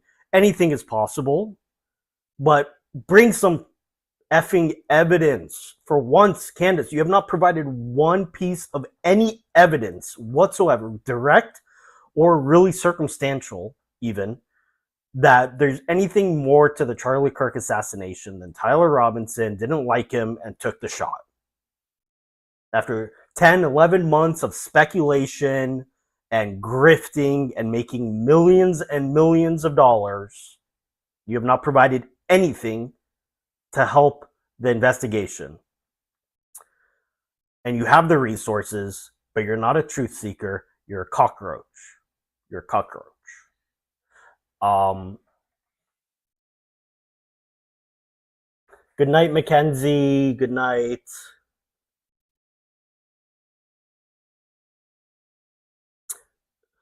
What do you guys feel like doing? Should we watch another video by Elica?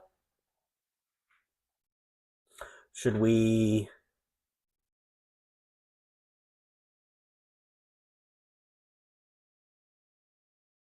let's watch another video by Elica. Until I can't go any longer, I'm having Okay, so I really want to talk about anti Zionism, and I want to talk about it as a vehicle for anti Semitic persecution, but I think this needs to be explained at an individual level, as an archetype, as an anti Zionist archetype, as well as at a collective level. Oh, if LLC is done, can you ask everybody from there to come join me? I didn't want to do it while she's going, but I like her fans. Anybody that's a fan or subscriber of LLC is a friend of mine. So if somebody can go there, thank you, Rana. And invite them over. I appreciate it. and how these things combine to create the vehicle for modern anti-Semitic persecution. So first of all, let me just give some caveats. I'm not talking about people who are in any way involved in this conflict, because obviously people from both sides and people who have, you know, a personal stake in the game are going to... Everyone, I'm going to make myself a cup of coffee. I'm going to leave this playing. I'm not leaving, but I am going to take my microphone off so you guys don't hear me in my kitchen making coffee. I'll be back in 3 minutes. Feel how they feel. So let's put that to the side. The other thing that I want to say is that I want to separate anti-Zionism as a concept from pro-Palestinianism. It is possible that a person can be pro-Palestine and genuinely want, you know, peace, mutual sovereignty, but a person who is an anti-Zionist is a person who has entirely steeped their identity in the concept of destruction of an independent state. Okay, so that is the archetype that we're looking at when we're talking about an anti-Zionist. Now, from an individual level, I think the best way to understand anti-Zionism at an individual level is to take the two extreme archetypes of either side. So you talk about the extremists on the far right. Okay, so you're talking about Candace Owens, Dan Bilzerian, Jake Shields, these types of personalities, and then the extremists on the far left, which is just too many to count. But they have a lot in common. So let's start with somebody like Candace Owens, for example. Okay, so Candace Owens clearly has a deep antipathy towards the Jewish community. There's obviously a deep-rooted hatred there. Everything that she talks about is sort of guiding the listener to come to this conclusion that everything is the fault of Jews, right? So there's this deep hatred that's sort of buried in the shadow. And this is the common denominator in basically all forms of anti-Zionism, is that there's this deep hatred that is buried in the shadow that the person is unwilling to confront. Now, you take somebody like Candace Owens and her views, you know, her persona. So you have the shadow in Carl Jung's analysis anyway. You have the shadow and you have the persona. The shadow is sort of what's hidden, what's buried, and the persona is the mask that's shown to the world. So with Candace Owens, you have this persona based in religiosity, okay? And then there are these perceptions from the perspective of her religious standpoint about what is good and what is bad, what is right and what is wrong, what is sin, what gets you to heaven, what gets you to hell. And so what happens is that in her shadow, she has this antipathy towards the Jewish community. But as part of her persona, being hateful is not conducive to her religiosity. So what does that create? That creates something called dissonance. Dissonance is in effect a conflict, an internal conflict where the individual cannot reconcile something that is true or they know to be true in the subconscious, but they believe is not true at a conscious level. So for example, someone like Candace Owens has this antipathy and hatred that is buried in her. Good. I came just in time. She's starting to talk about Candace Owens, so I know I came back in time. I put a sign up on my door that says microphone because I'm afraid that by accident I'm going to forget that I'm wearing a microphone if I ever have to go to the bathroom or something. So I'm glad I have that sign now because that would be really embarrassing. Nobody can explain if it started in Russia. What, your anti-Semitism? No, anti-Semitism's been around a lot longer, but I think that we can say that this modern form of left-wing anti-Semitism, she traced it from the Dreyfus affair, which also is linked to the actual creation of Israel because it started the modern Zionist movement. But trace it from that through to the Soviet Union or the SARS forgery of the Protocols of the Elders of Zion, which from that got disseminated even after it was shown to be a forgery, and not a very like sophisticated one either, but just and I didn't know this before Elica taught me, it was just from a prior like kind of like play or dialogue where they just replaced Napoleon and France with Jews and Israel, and they called it the Protocols of the Elders of Zion. But anyways, Elica's in the last video, or the first video, She said that got disseminated particularly in the Islamic world. And now it's still referenced in Hamas's charter. So, anyways, point I'm making is that a lot of it can be traced to Soviet Union, Russia. Okay, let's see what let's. I want to hear Elica talk some about the cockroach. The cockroach. Her subconscious, in her shadow, but Do I watch JTV? Yeah. Not. I mean, you saw how many subscriptions I have. I can't catch everything that he does, but I check out certain things that show up on my feed. in her conscious mind, she knows that that type of hatred is not acceptable. It's not what Jesus would do. Jesus was himself Jewish. And that creates this dissonance. So what happens when people create this dissonance? What they should do at that moment is that they should be willing to confront their shadow. If they were willing to confront their shadow and look at their shadow and say, what's here? What is here? There's hatred here. There's envy here. There's shame here. There's all of these things here. They could reconcile, they could resolve that dissonance, they could resolve that comfort from the conflict by simply observing their shadow and seeing what's in it. But because many people cannot confront their shadow because they are afraid of what they're going to find there. This is typically found in a person who is quite fragile, because a person who's quite fragile, if they take a look at their shadow, they might, if they find something bad, they may believe themselves to be an overall evil person. Whereas a healthy constitution can take a look at the shadow and say, well, there are some negative things in there, but that doesn't make me a bad person. I can work on this. I can be better. I can improve this. I can take a look at this hate and say that I don't want to be this person, and I can work at it, right? So people who cannot confront their shadow, they'll be aware of this thing in their shadow, in the subconscious mind that knows that there's hatred there. And then there's this dissonance with the persona that says that I shouldn't have this hatred. So how does this individual reconcile the conflict? How do they reconcile the conflict? We already discussed the fact that they're not able to look at the shadow. So what they have to do is they have to engage in rationalization to assuage this conflict. So the rationalization process is the thing that says, I'm aware that there seems to be this feeling of hatred, this feeling of envy, this feeling of shame, whatever it is, okay?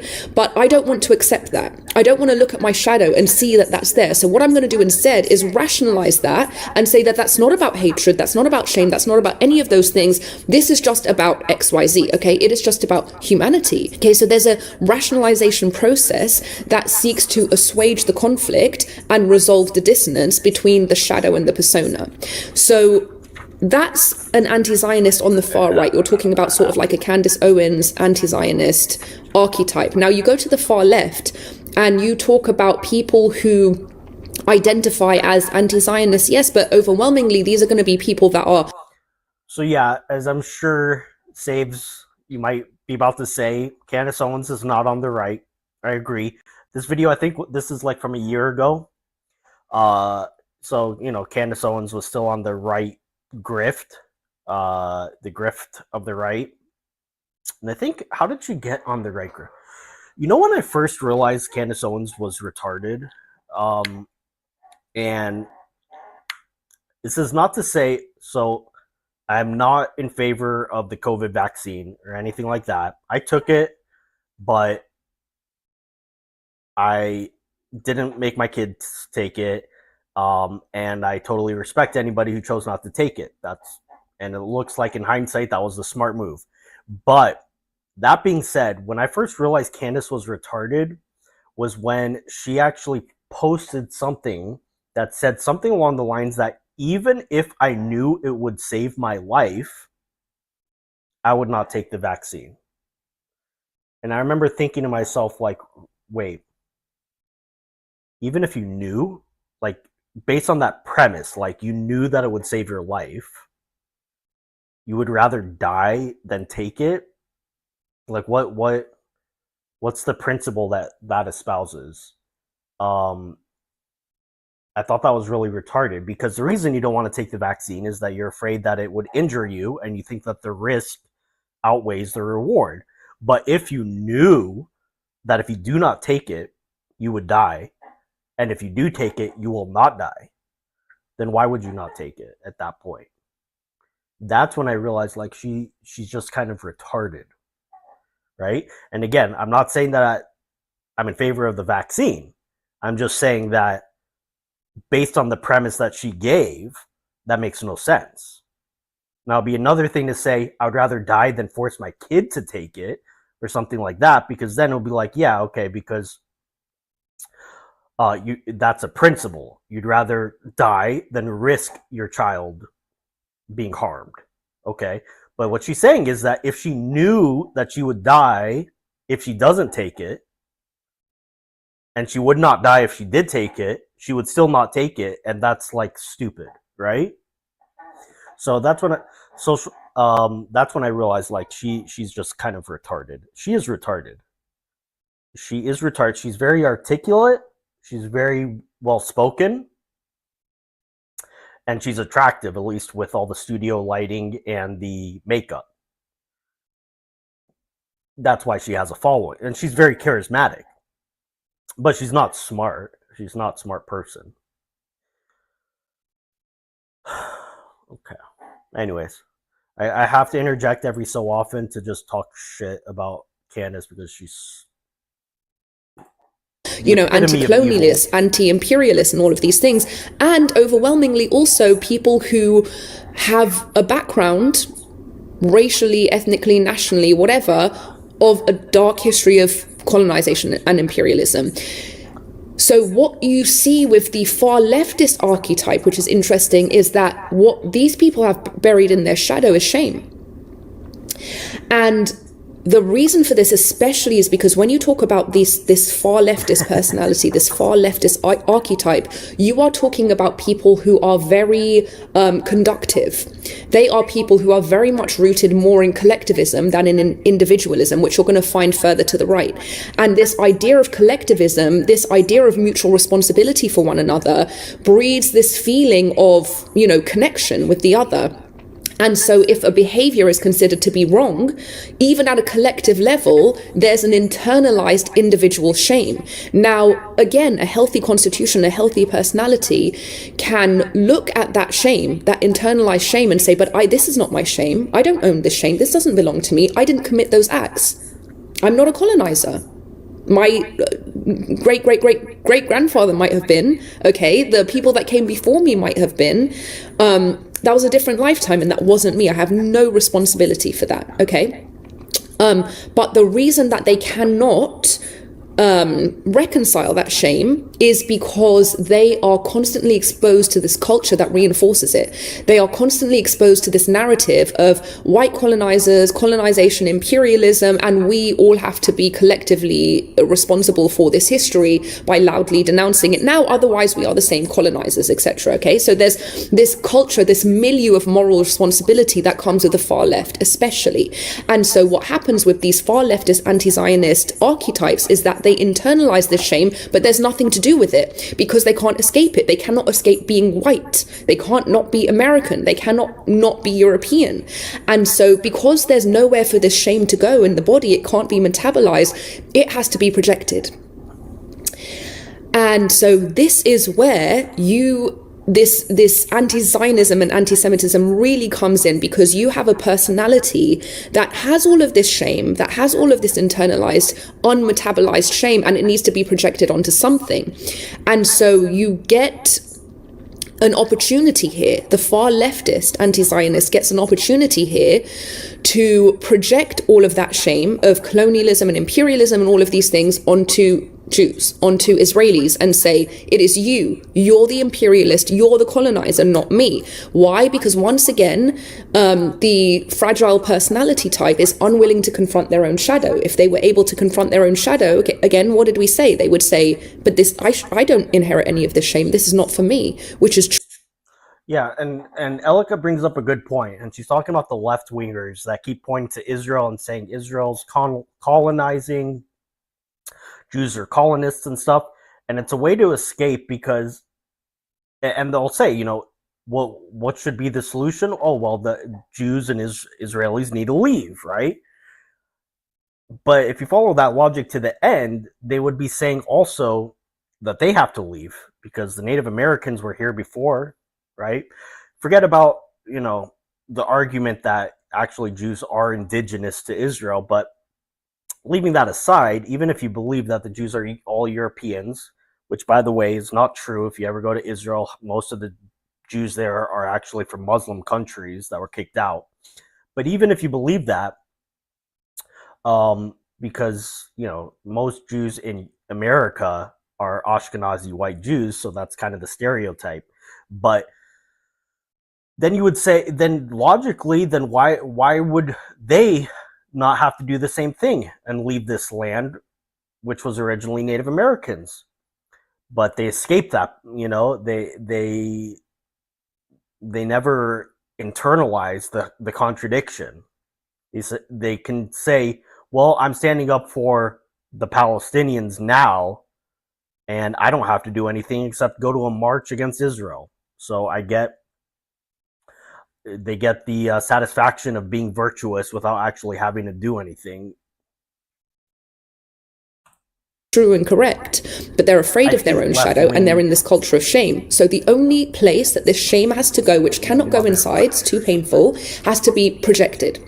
It's projected onto the Israeli. So now that the thing that they hate about themselves has been projected onto the Jew, onto the Israeli, then comes the attack. I have to attack this thing because what I really want to do is kill it in me, but I can't kill it in me, so I project it onto you and attack it, and then I believe that it's been destroyed within me. Okay, so this is how the narrative goes, that those who believe that they're fighting evil invariably end up being the evil that they're claiming to fight. Okay, I need to kill you because you're a Zionist, a colonizer, an imperialist, and they end up committing the same evil that they claim to be fighting. So anyway, so the whole point is that with the far leftist archetype, you have this shame in the shadow that can... That's cool, Angie. My dad is Sephardic. He's from his side of the family. My family is from Morocco. They're in Israel now, but yeah, they're from Morocco. My mom's side is Ashkenazi. Not be resolved. And just like with the far right type, okay, the far right anti-Zionist archetype, you then have dissonance formed between the shadow and the persona once again. Why is that? Because for the far leftist, the persona, the mask that they show to the world is one of justice, is it not? Is it not humanitarianism? Is it not equality? Is it not collectivism? Is it not all of those things? And in fact, an internal or a commitment to anti-isms, non-isms, anti-racism, anti-fascism, anti-this, inclusion, all of these things. And so there's a deep dissonance here, just as with religiosity, which requires this sort of moral purity.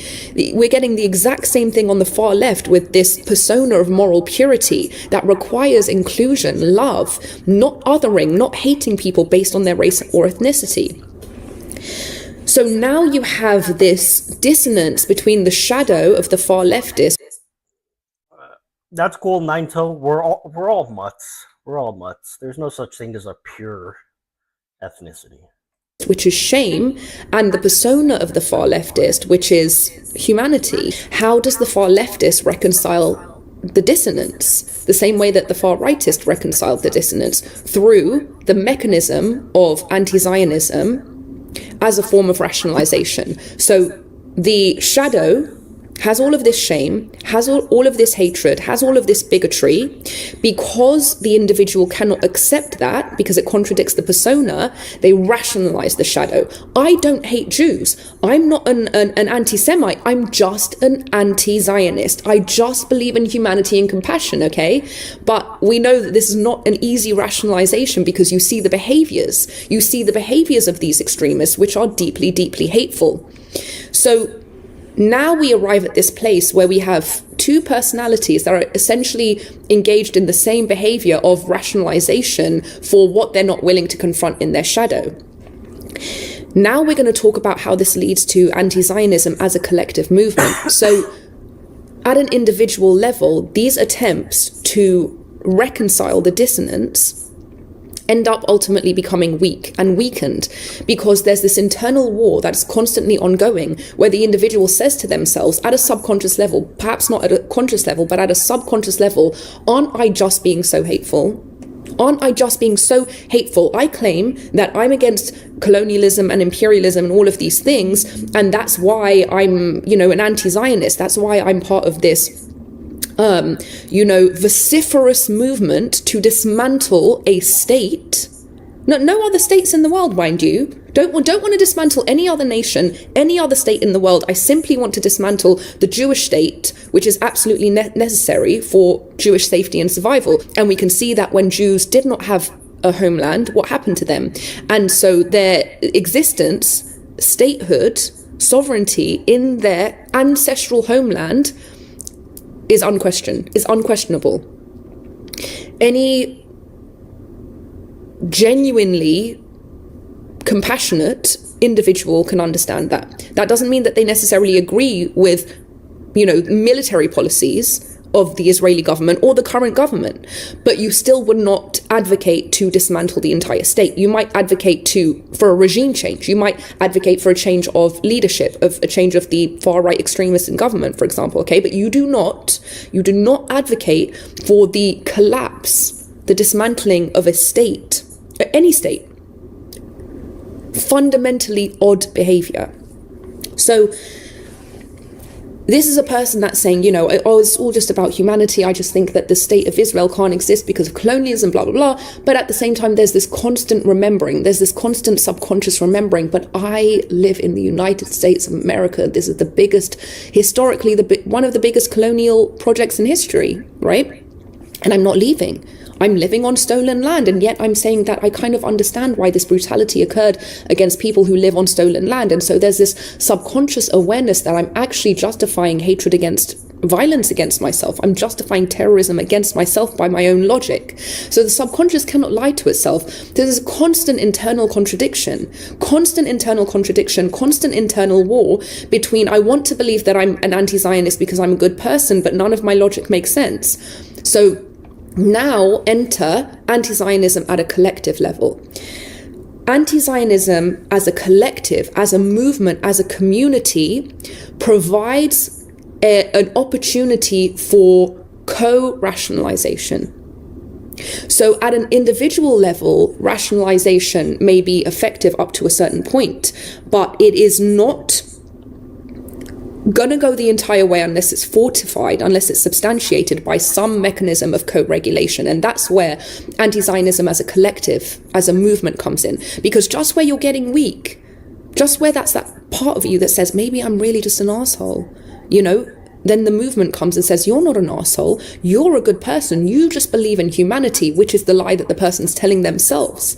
Okay, so now you have this co-rationalization effect where each person in this movement is reinforcing the rationalization in each other in order to defeat that dissonance that internally, individually could not be resolved. Okay, so that's how you get.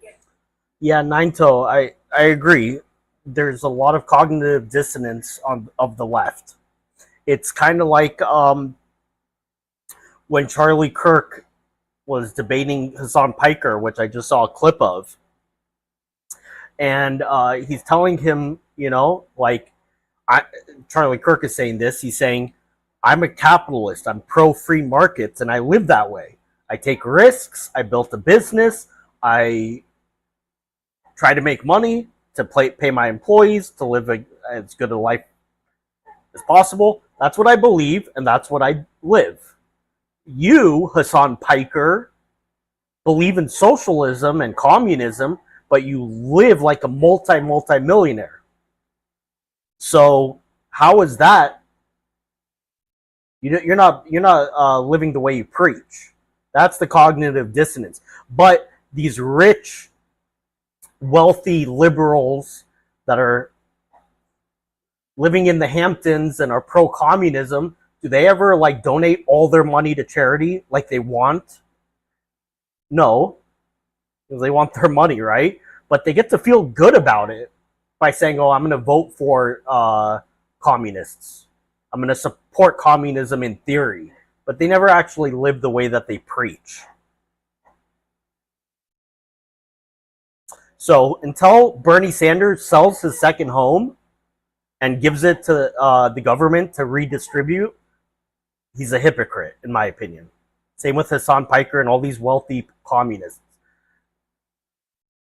To anti-Zionism at a collective level. Now we need to get to understanding how anti-Zionism is today a vehicle for anti-Semitic persecution. So now that you have this in your mind, let's sort of break and go to the concept, understanding the concept of anti-Semitic persecution, which for me, I think is going to be best explained by describing it as five stages of anti-Semitism, and look at it as a clock. Okay, so number one is persecution.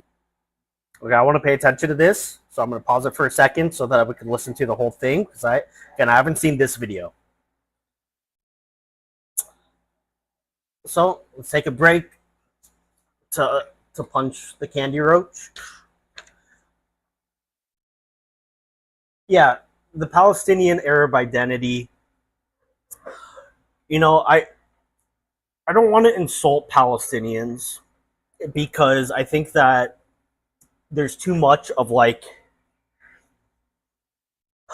you know, when someone, you know how, like, if somebody insults your family, like if somebody insults your mother or something, right?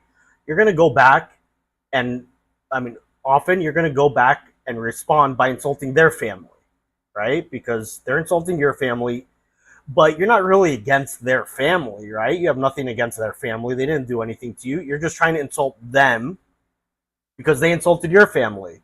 And so I try to be like, you know, I try to avoid, I probably fall into this trap too. Like when I see all the hatred of Israel and Jews coming from Palestinian society, I start, you know, saying stuff. But in my more prudent times, I try not to go after all of them, because then I feel like you might be burning some bridges. There's not all of them are the same, and it's kind of the same way I view like Muslims. You know, I have friends that are Muslims, and so I don't want to hurt their feelings, even though there's a lot of terrorist Muslims and a lot of anti-Semitic Muslims and a lot of anti-American Muslims. The moderate Muslims among them out there we should be trying to get them on our side. They're actually the best allies we can have. So my point is that I don't want to attack the whole Palestinian identity, but factually it's true. I mean, they didn't have a distinct Palestinian identity before, you know, the 60s, right? They were Arabs of that region. They speak the same language, they have the same religion, they have the same culture. I mean, you know, there's some little differences, but they consider themselves Arabs that lived in that region, just like the Arabs that live in Egypt or the Arabs that live in Syria. So it's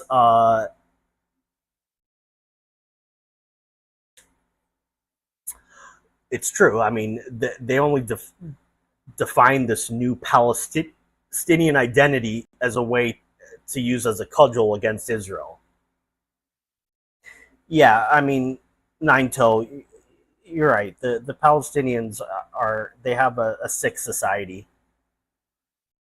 They have but you know, I don't want to insult all of them. Number two is success. Number three is envy. Number four is moral justification. And number five is persecution. So number one and number five are identical. They're both persecution of the Jewish community. So you start with persecution, which has been the story for millennia, since the existence of, you know, the Kingdom of Israel. We've seen this long history of colonization, ironically, exile, persecution, slavery, genocide, pogroms, which has just repeated over and over and over and over and over again in cycles. So what happens is that the Jewish community have developed a unique epigenetic capacity for resourcefulness, for skillfulness, for excellence, for survival. And this habit, this pattern of perennial anti-Semitism allows for this intermediate explosion of massive success and survival that's happening in between each perennial episode of anti-Semitism, because it just becomes epigenetic at that point. So you have this long history of anti-Semitism, and it starts with persecution, because that's just as far back as we can go. And then what happens next is that Jews bounce back, they survive, they become more resourceful, they become more independent, they become more skilled. And then you get to stage 3, where society looks on and becomes incredibly envious. And in this state of deep envy, there start to be these justifications to reconcile this envy that you don't want to confront in your shadow, okay? It's just because it's because of nepotism. It's because they control the government. It's because they run Congress. All of these things play into this justification for the envy that society begins to feel every time they see Jews thrive after persecution. So you have stage 1, you have persecution, then you have the success, then now we're at stage 3, which is the envy, and now come in the moral justification.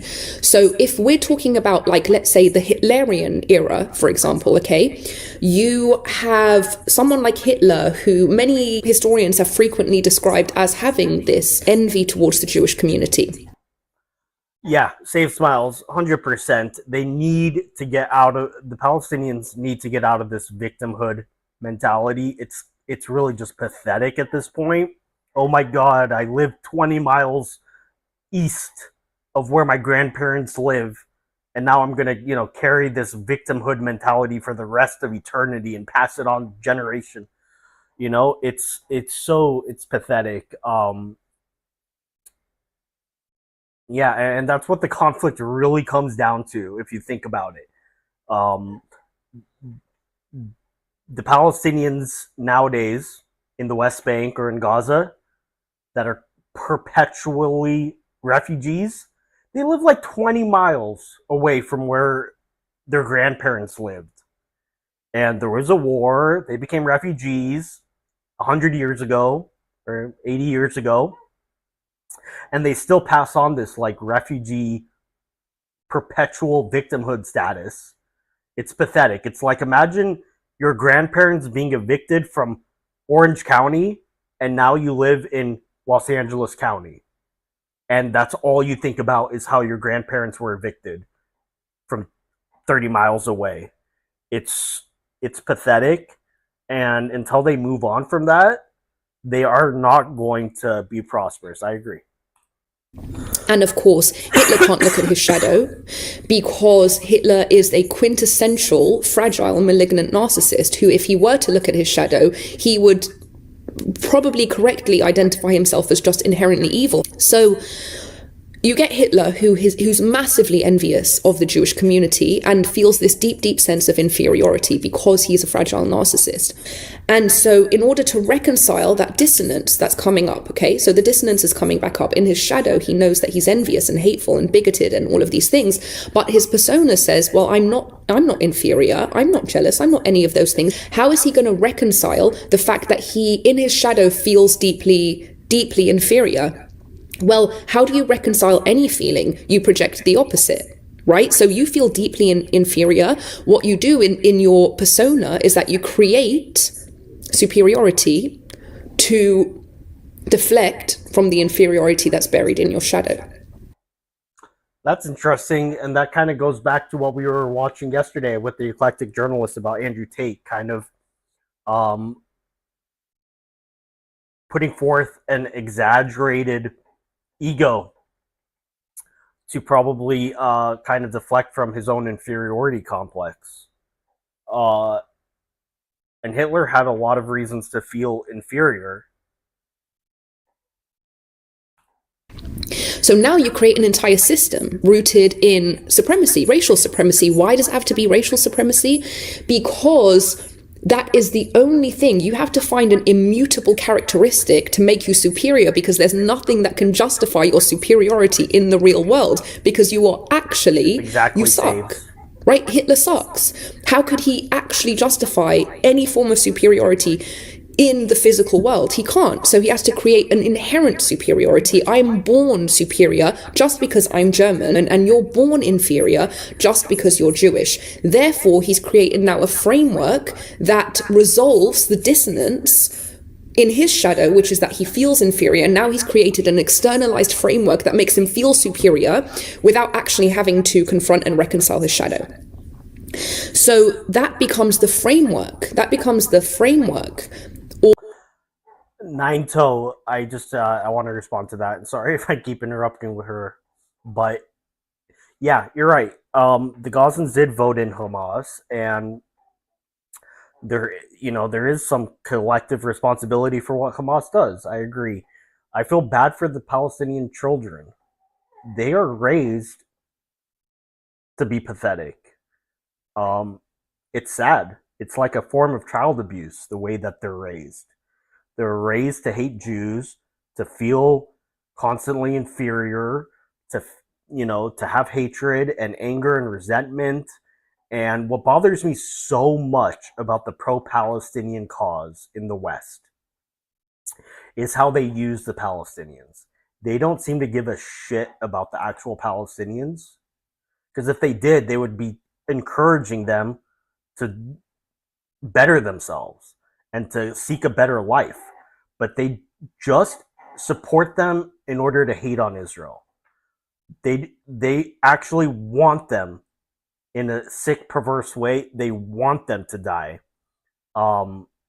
because then it justifies their hatred of Israel. And they could point to them as like the martyrs and stuff.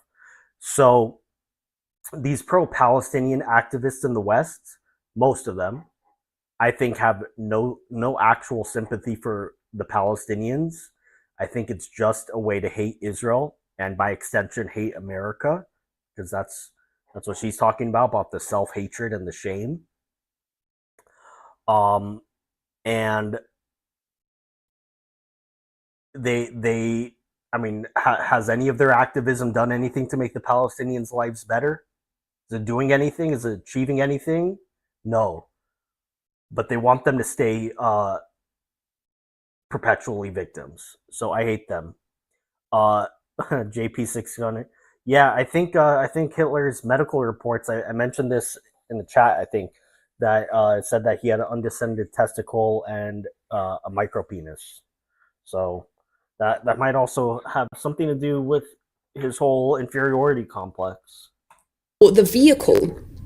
This is the vehicle that carries states from stage 4 to stage 5, which is persecution. So stage 4 is moral justification. Okay, so now these two things coalesce. And that vehicle, which becomes a moral justification, actually we have to kill Jews because they're impure and we all need to be safe from this impurity, becomes the vehicle that transports from moral justification to stage 5. So once you get to stage 5, which is persecution, we come back to stage 1, which is also persecution once again.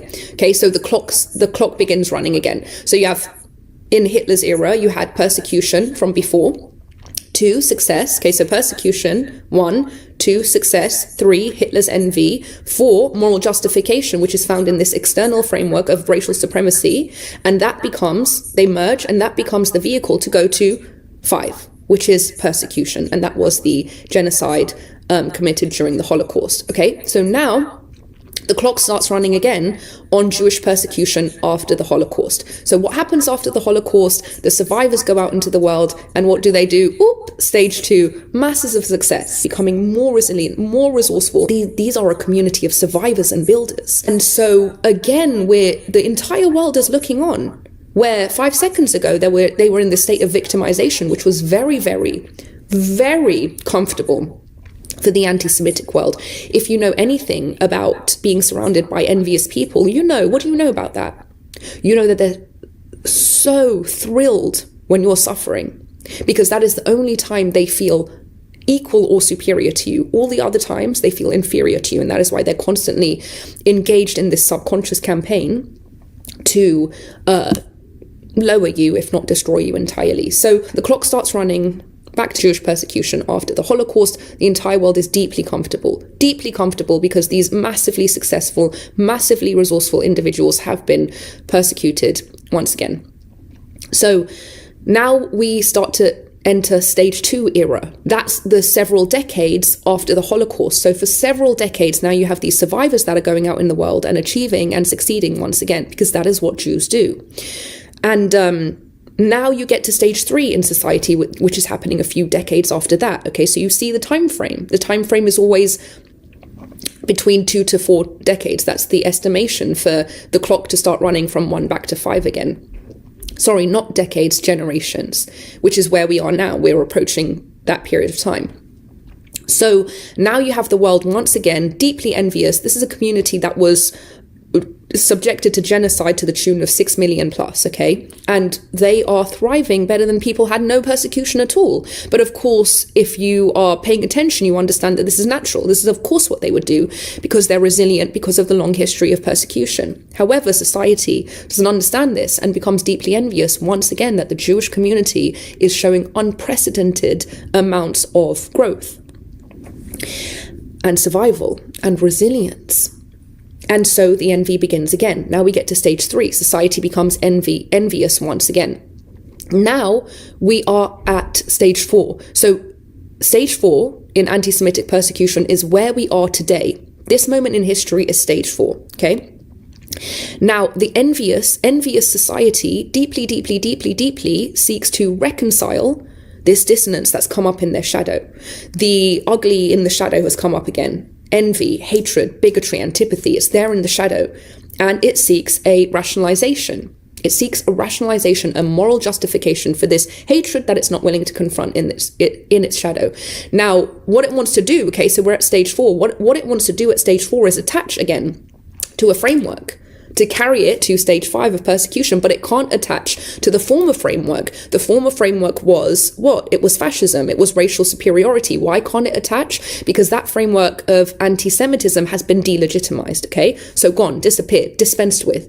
It cannot attach to that vehicle anymore. So what can it attach to? Okay, so it has to attach to a new framework, a modern framework of anti-Semitic persecution. So the modern framework of anti-Semitic persecution is anti-Zionism, the new rationalization for that hatred and envy in the shadow. So this framework says, I'm not hateful, I'm not envious, I'm not any of these things.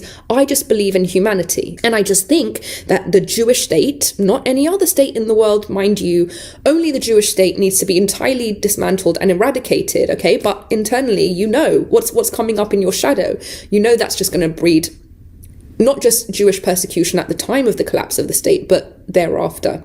So this new vehicle transports from stage 4 to stage 5, which is Jewish persecution. That is why now you see people who call themselves anti-Zionists, let's say these, kids on TikTok that are wearing kafirs, celebrating October 7th, okay? This is so absurd. But not just that, just the killing of Zionists. So you have people, Jews being killed here in the United States, and they celebrate this. They say this is a good thing in the name of anti-Zionism, right? And you're seeing that this is a completely irreconcilable concept, that you think that it's a good thing to kill people for humanity.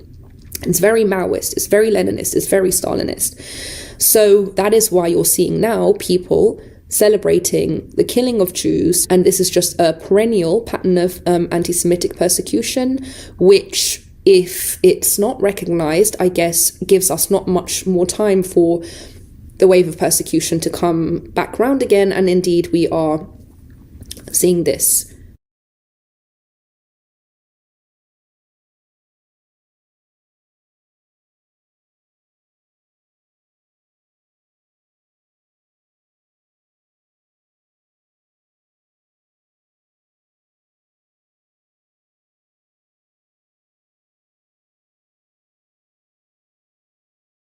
My mic.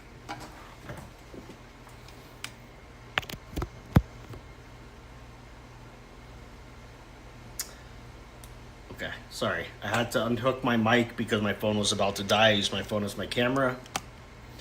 But what she's talking about, I think it's a really good point, because I feel, and correct me if you think I'm wrong, that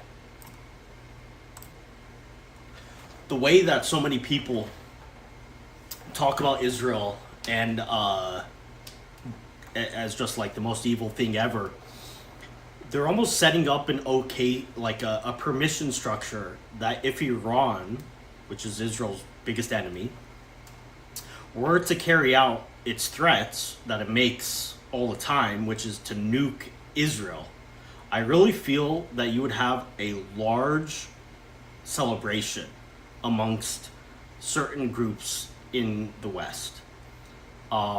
Maybe that's just my Jewish paranoia, but I really feel that it's like created this permission. It doesn't even matter how many Palestinians would die at the same time, because nuking Israel would kill a lot of Palestinians, right? I mean, let's not forget that 20% of Israel's population is Arab Palestinian, basically.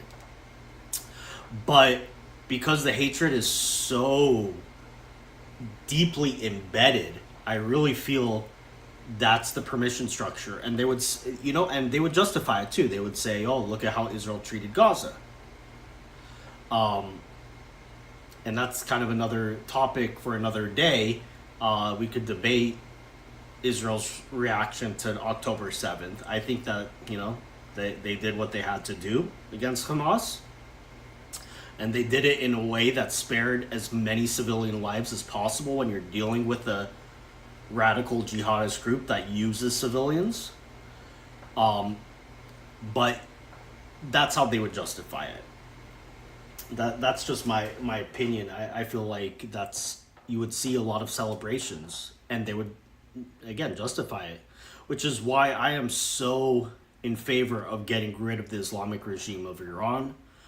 If you get rid of the Islamic regime in Iran, you would be, not only is it good for America, good for Israel, it's good for the Iranian people, it's good for the it's good for the Palestinians.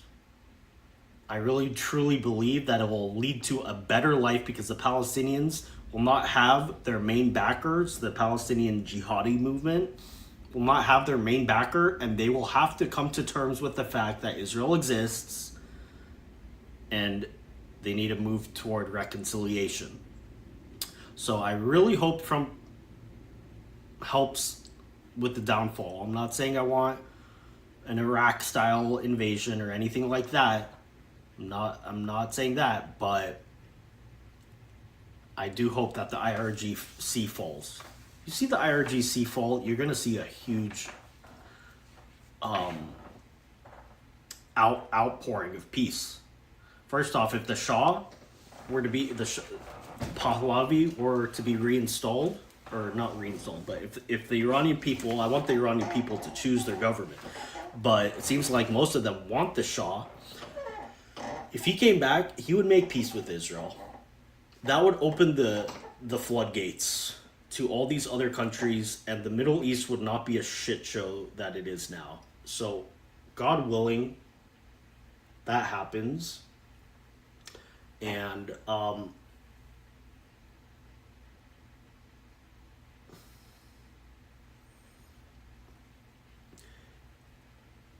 yeah, I hope, because the Iranian people, Iran before the revolution was actually allies with the US and Israel. And so the Iranian people are like a very cultured people, and they are basically occupied. They have like maybe 10, the IRGC has like maybe 5-10% support across the country. The vast majority of them are not represented by their regime. So, I don't know. Trump seems to be a little bit kind of just winging it. I wish he would have a little bit, maybe he's playing 4D chess. I don't know. What do you guys think? You think Trump is, the blockade of Iran right now, the naval blockade, I hear that's doing more to undermine the IRGC than bombing could. So I hope that he doesn't rush to secure some shitty deal. And I hope he's listening to Marco Rubio and Pete Hegseth much more than he's listening to J.D. Vance and Steve Witkoff. Yeah, nine toe. That's such a true point, and a lot of people would say that it's cliche, but it's true. If the Palestinians and the and their backers were to drop their arms, Israel would make peace with them. Um, they might settle more of the West Bank, but which I'm not like really into that. But if the Jews want to live there under Palestinian rule, then I think they should be allowed to. So yeah, there would be peace if Israel were to relinquish its arms. What do you think would happen? I mean, we saw what happened on October 7th. Imagine that up and down the country. So it's 100% true. 100% true.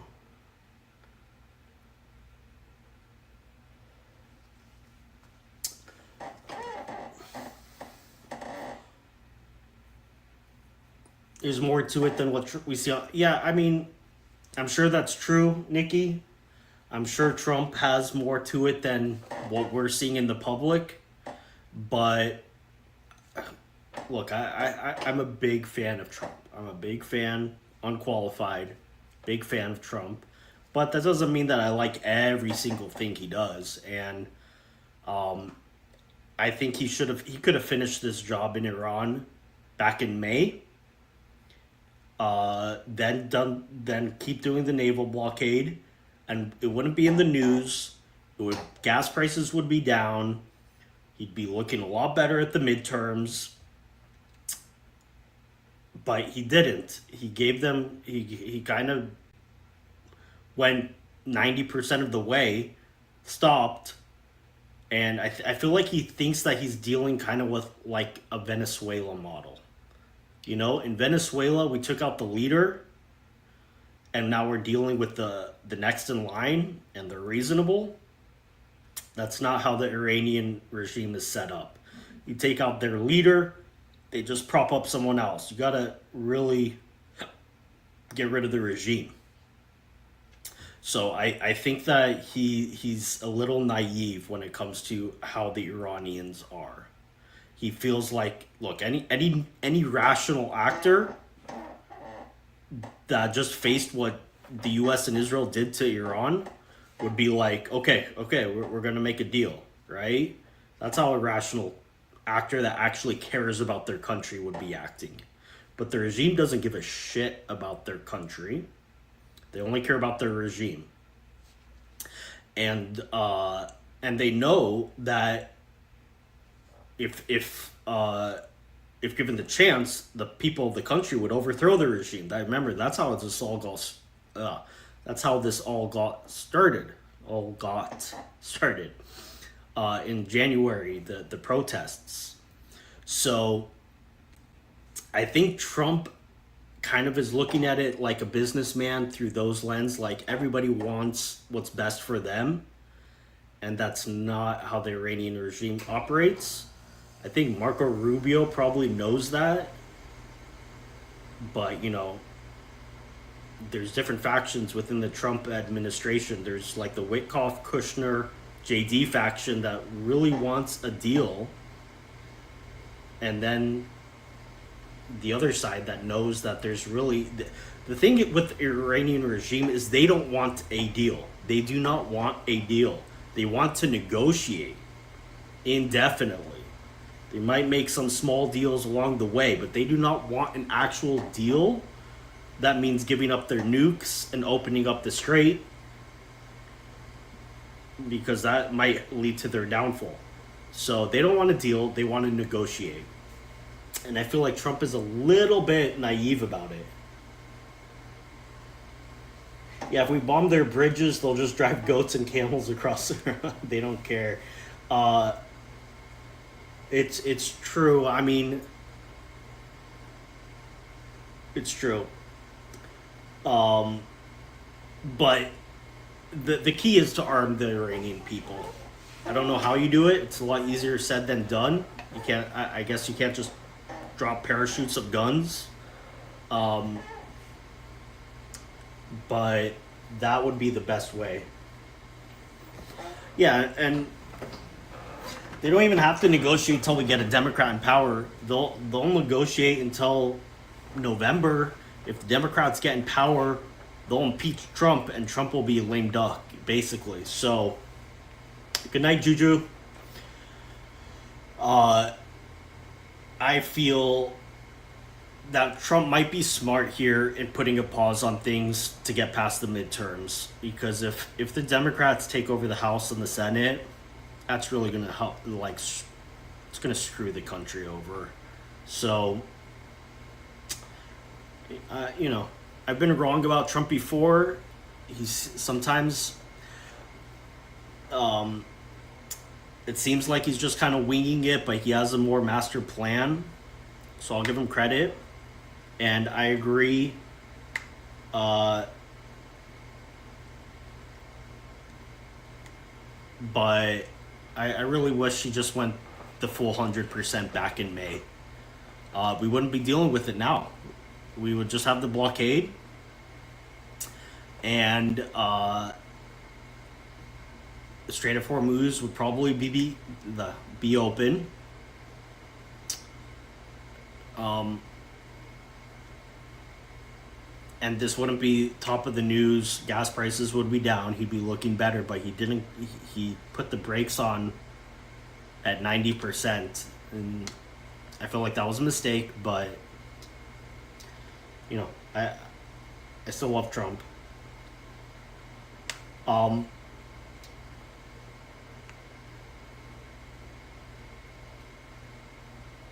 Thank you, Juju B. Thank you. Yeah, Nikki. Yeah, that's Trump. I mean, and that's Trump's strong point. Is that he is unpredictable, and he uses that to his benefit. So I think that's true. I just I feel like he put his foot on the brake a little bit too soon back in, was it April, May, trying to get this deal that, you know, fell apart pretty quickly. I also think, like, I don't get why. Maybe he has a good reason why, but if I were him, I would like to see him hosting Prince Reza Pahlavi and really throwing his weight. Maybe that would be bad optics. It would look like we're installing him. So maybe that's why he's not doing it.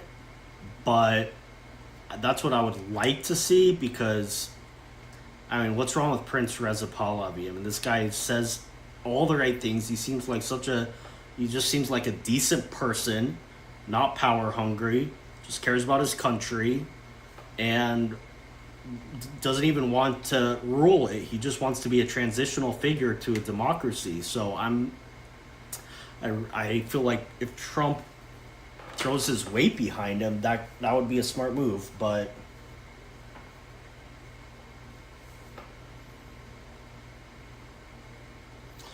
you feel like Trump is surrounded by snakes. You know, when it comes to Wickoff and Kushner, I don't think they're snakes. Maybe they're kind of corrupt, you know, with all their Qatari stuff. But I feel like they just are kind of naive, and they're business people. And in business, when you're dealing with other business people, everyone's trying to get what's best for themselves, right? And you negotiate, and you have to compromise a little bit. Eventually, you arrive at something that's best for both parties that you can agree upon. But that's not how the Iranian regime is, because they don't want a deal that's best for their country. That's what Trump wants. Trump wants a deal that's best for America, and thinks, and Wickoff and Kushner probably think that that's what the Iranian regime wants, but that's not. They want to bring about the 12th Imam, so that and destroy Israel and then the United States, and bring on the 12th Imam. So I think they're naive. As for JD, I feel like JD falls with them in trying to negotiate. I think had this talk before. I really am concerned about Tucker's influence on JD, and not just Tucker, but that whole wing. There, it seems like JD is like playing footsie with it, and that's why I'm concerned about JD. All JD has to do to assuage my concerns is just come out and definitively say I am not with Tucker. Period. If he does that, then I'll be behind him. Maybe not 100%, not like Marco, but I'll be like, okay, cool. We have some differences, but he's my guy. If he's the Republican guy, he's my guy. Because I was kind of fond of JD during the campaign. But until he does that, he is he's suspect to me. That's my view. He's suspect because Tucker Carlson I see as one of the worst people in the public influencer world, and so that's my opinion.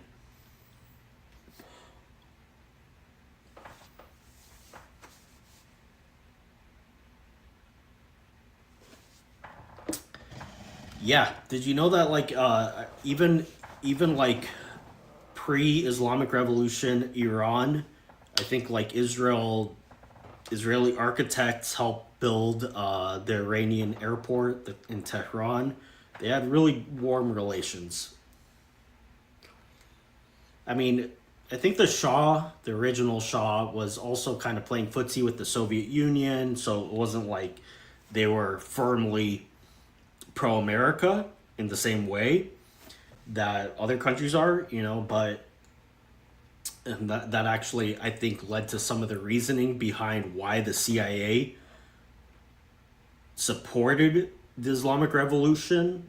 Maybe not directly. I don't know the history very well, but they had a hand in it because they saw the Shah as being a little bit too close to the Soviet Union. But boy, did that backfire. And the Islamic Revolution has been really the head of the octopus ever since.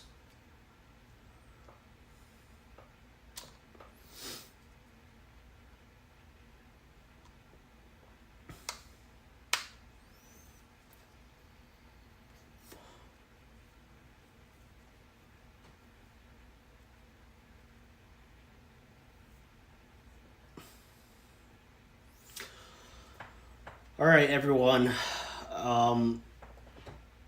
I don't mind keeping this going for a little bit longer. Maybe we'll call it a night at 11, or if something comes up in the next 20 minutes, I might need to call it a night earlier.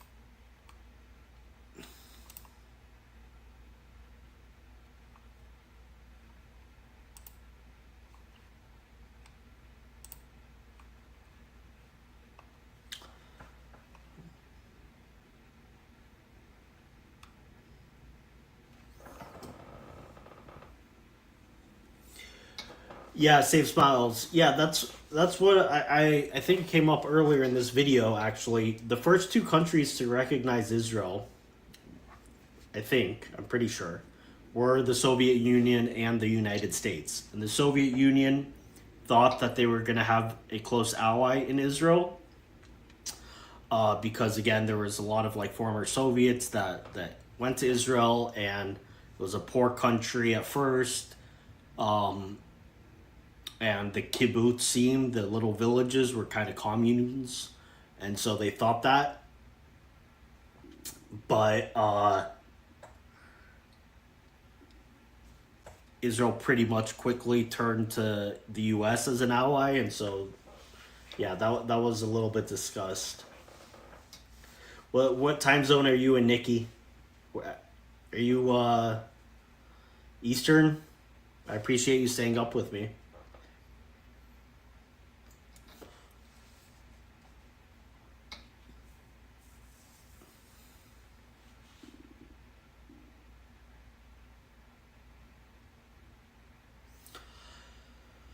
Well, you know what, everyone? Central. Oh, okay. Well, I still appreciate you staying up with me. So, what is that? Central is 2 hours ahead or 1 hour? Is it almost midnight or almost one? I think it's almost one where you are. Uh, you want me to play first few minutes of Charlie on Club Random? Okay. Let me. I gotta set it up. I'm sweating to death. It's okay. It's okay. It is a little bit hot here, but I'm having fun. This is my relaxation time with you guys. You know. Let me set it up so I can. So do I just search Charlie on Club Random on YouTube, or is there anything else in?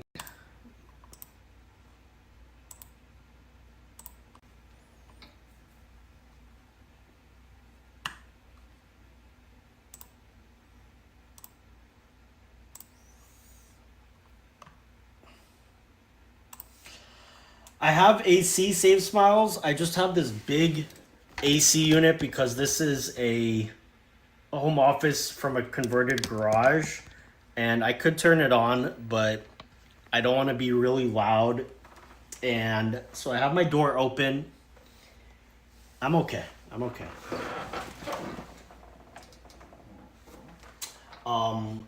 Charlie Kirk Club Random.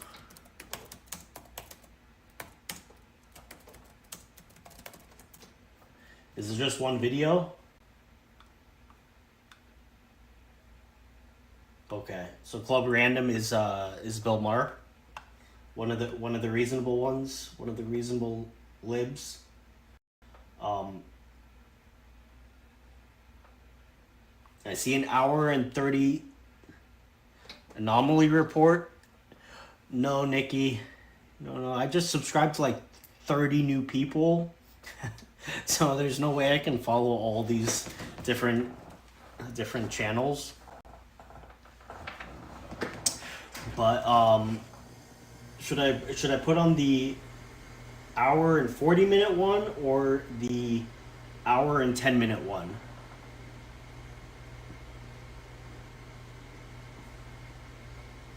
Yeah.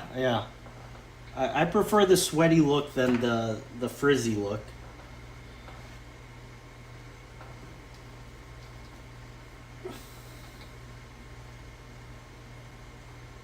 I'm gonna put on the hour 37-minute one.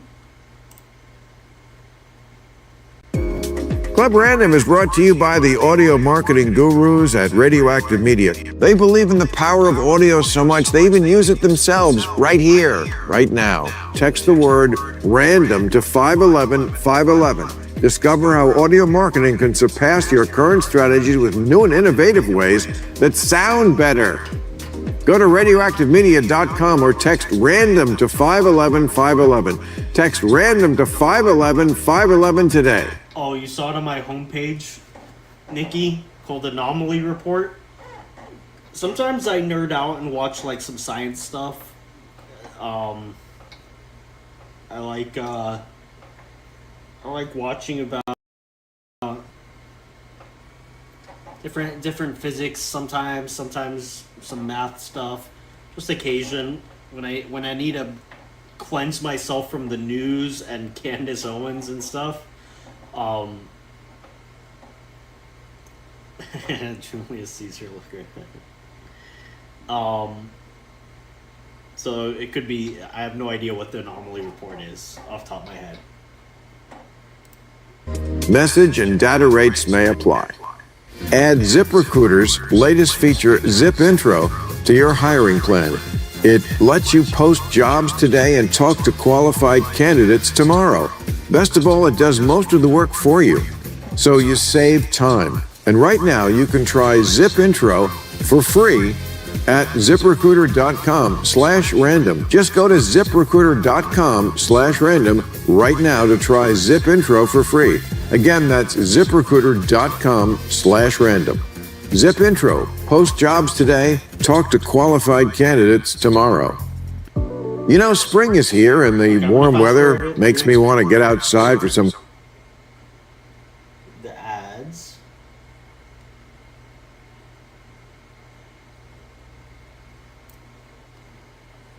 Are you? Not quite. You travel with security?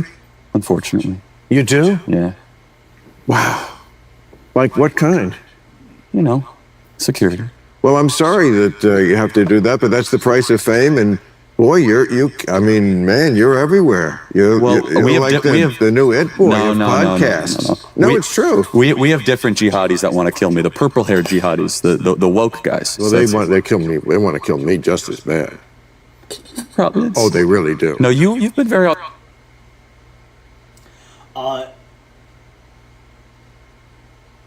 You know, JP Six Gunner, I just want to say, I was nerding out on the UFO stuff.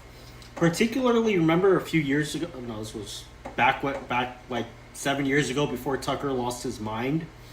He was putting some stuff about UFOs, and I found it very interesting. But then I looked into it a little bit, and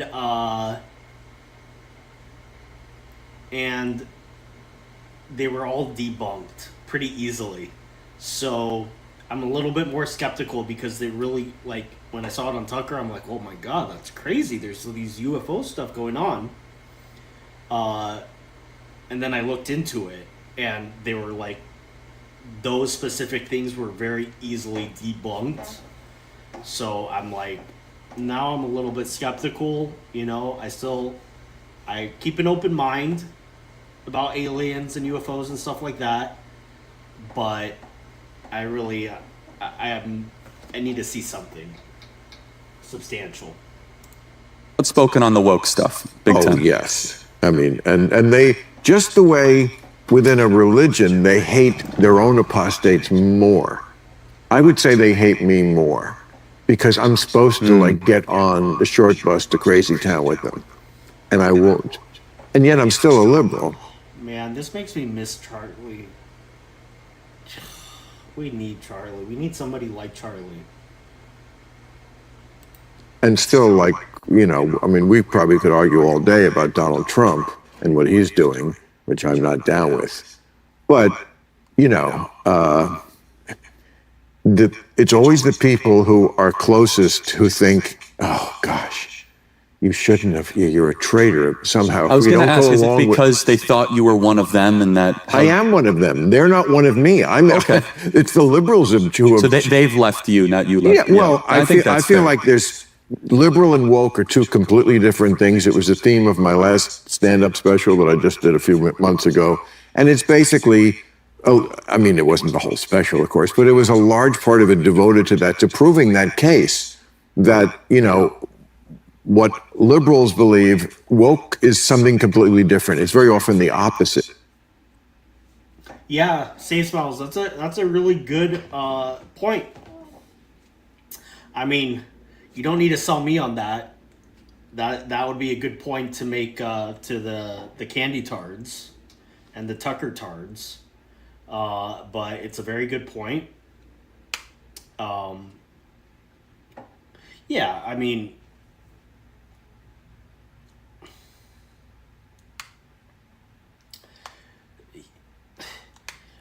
it was always going to be somebody of the left to kill Charlie Kirk. It's obviously not going to be someone of the right, right? Because he's of the right. And it's not going to be Israel. As much as Candy and Tucker and the Jew haters want to make it seem like it's Israel, you know, for the reasons that we just saw Elica Lebon explain. It was always going to be someone of the left. Some tranny lover. And but because it's so kind of predictable, the retards don't like it. The retards want something that's like more exciting, more conspiratorial, the more sophisticated. It's not. It's somewhat boring. You know what I mean? To imagine that it was exactly what we would predict it to be. But yeah, that's a great point. Was that the main thing that you wanted me to point out? I'll keep watching, but I got to end this pretty soon. Is there like some more significant stuff from the very first few minutes?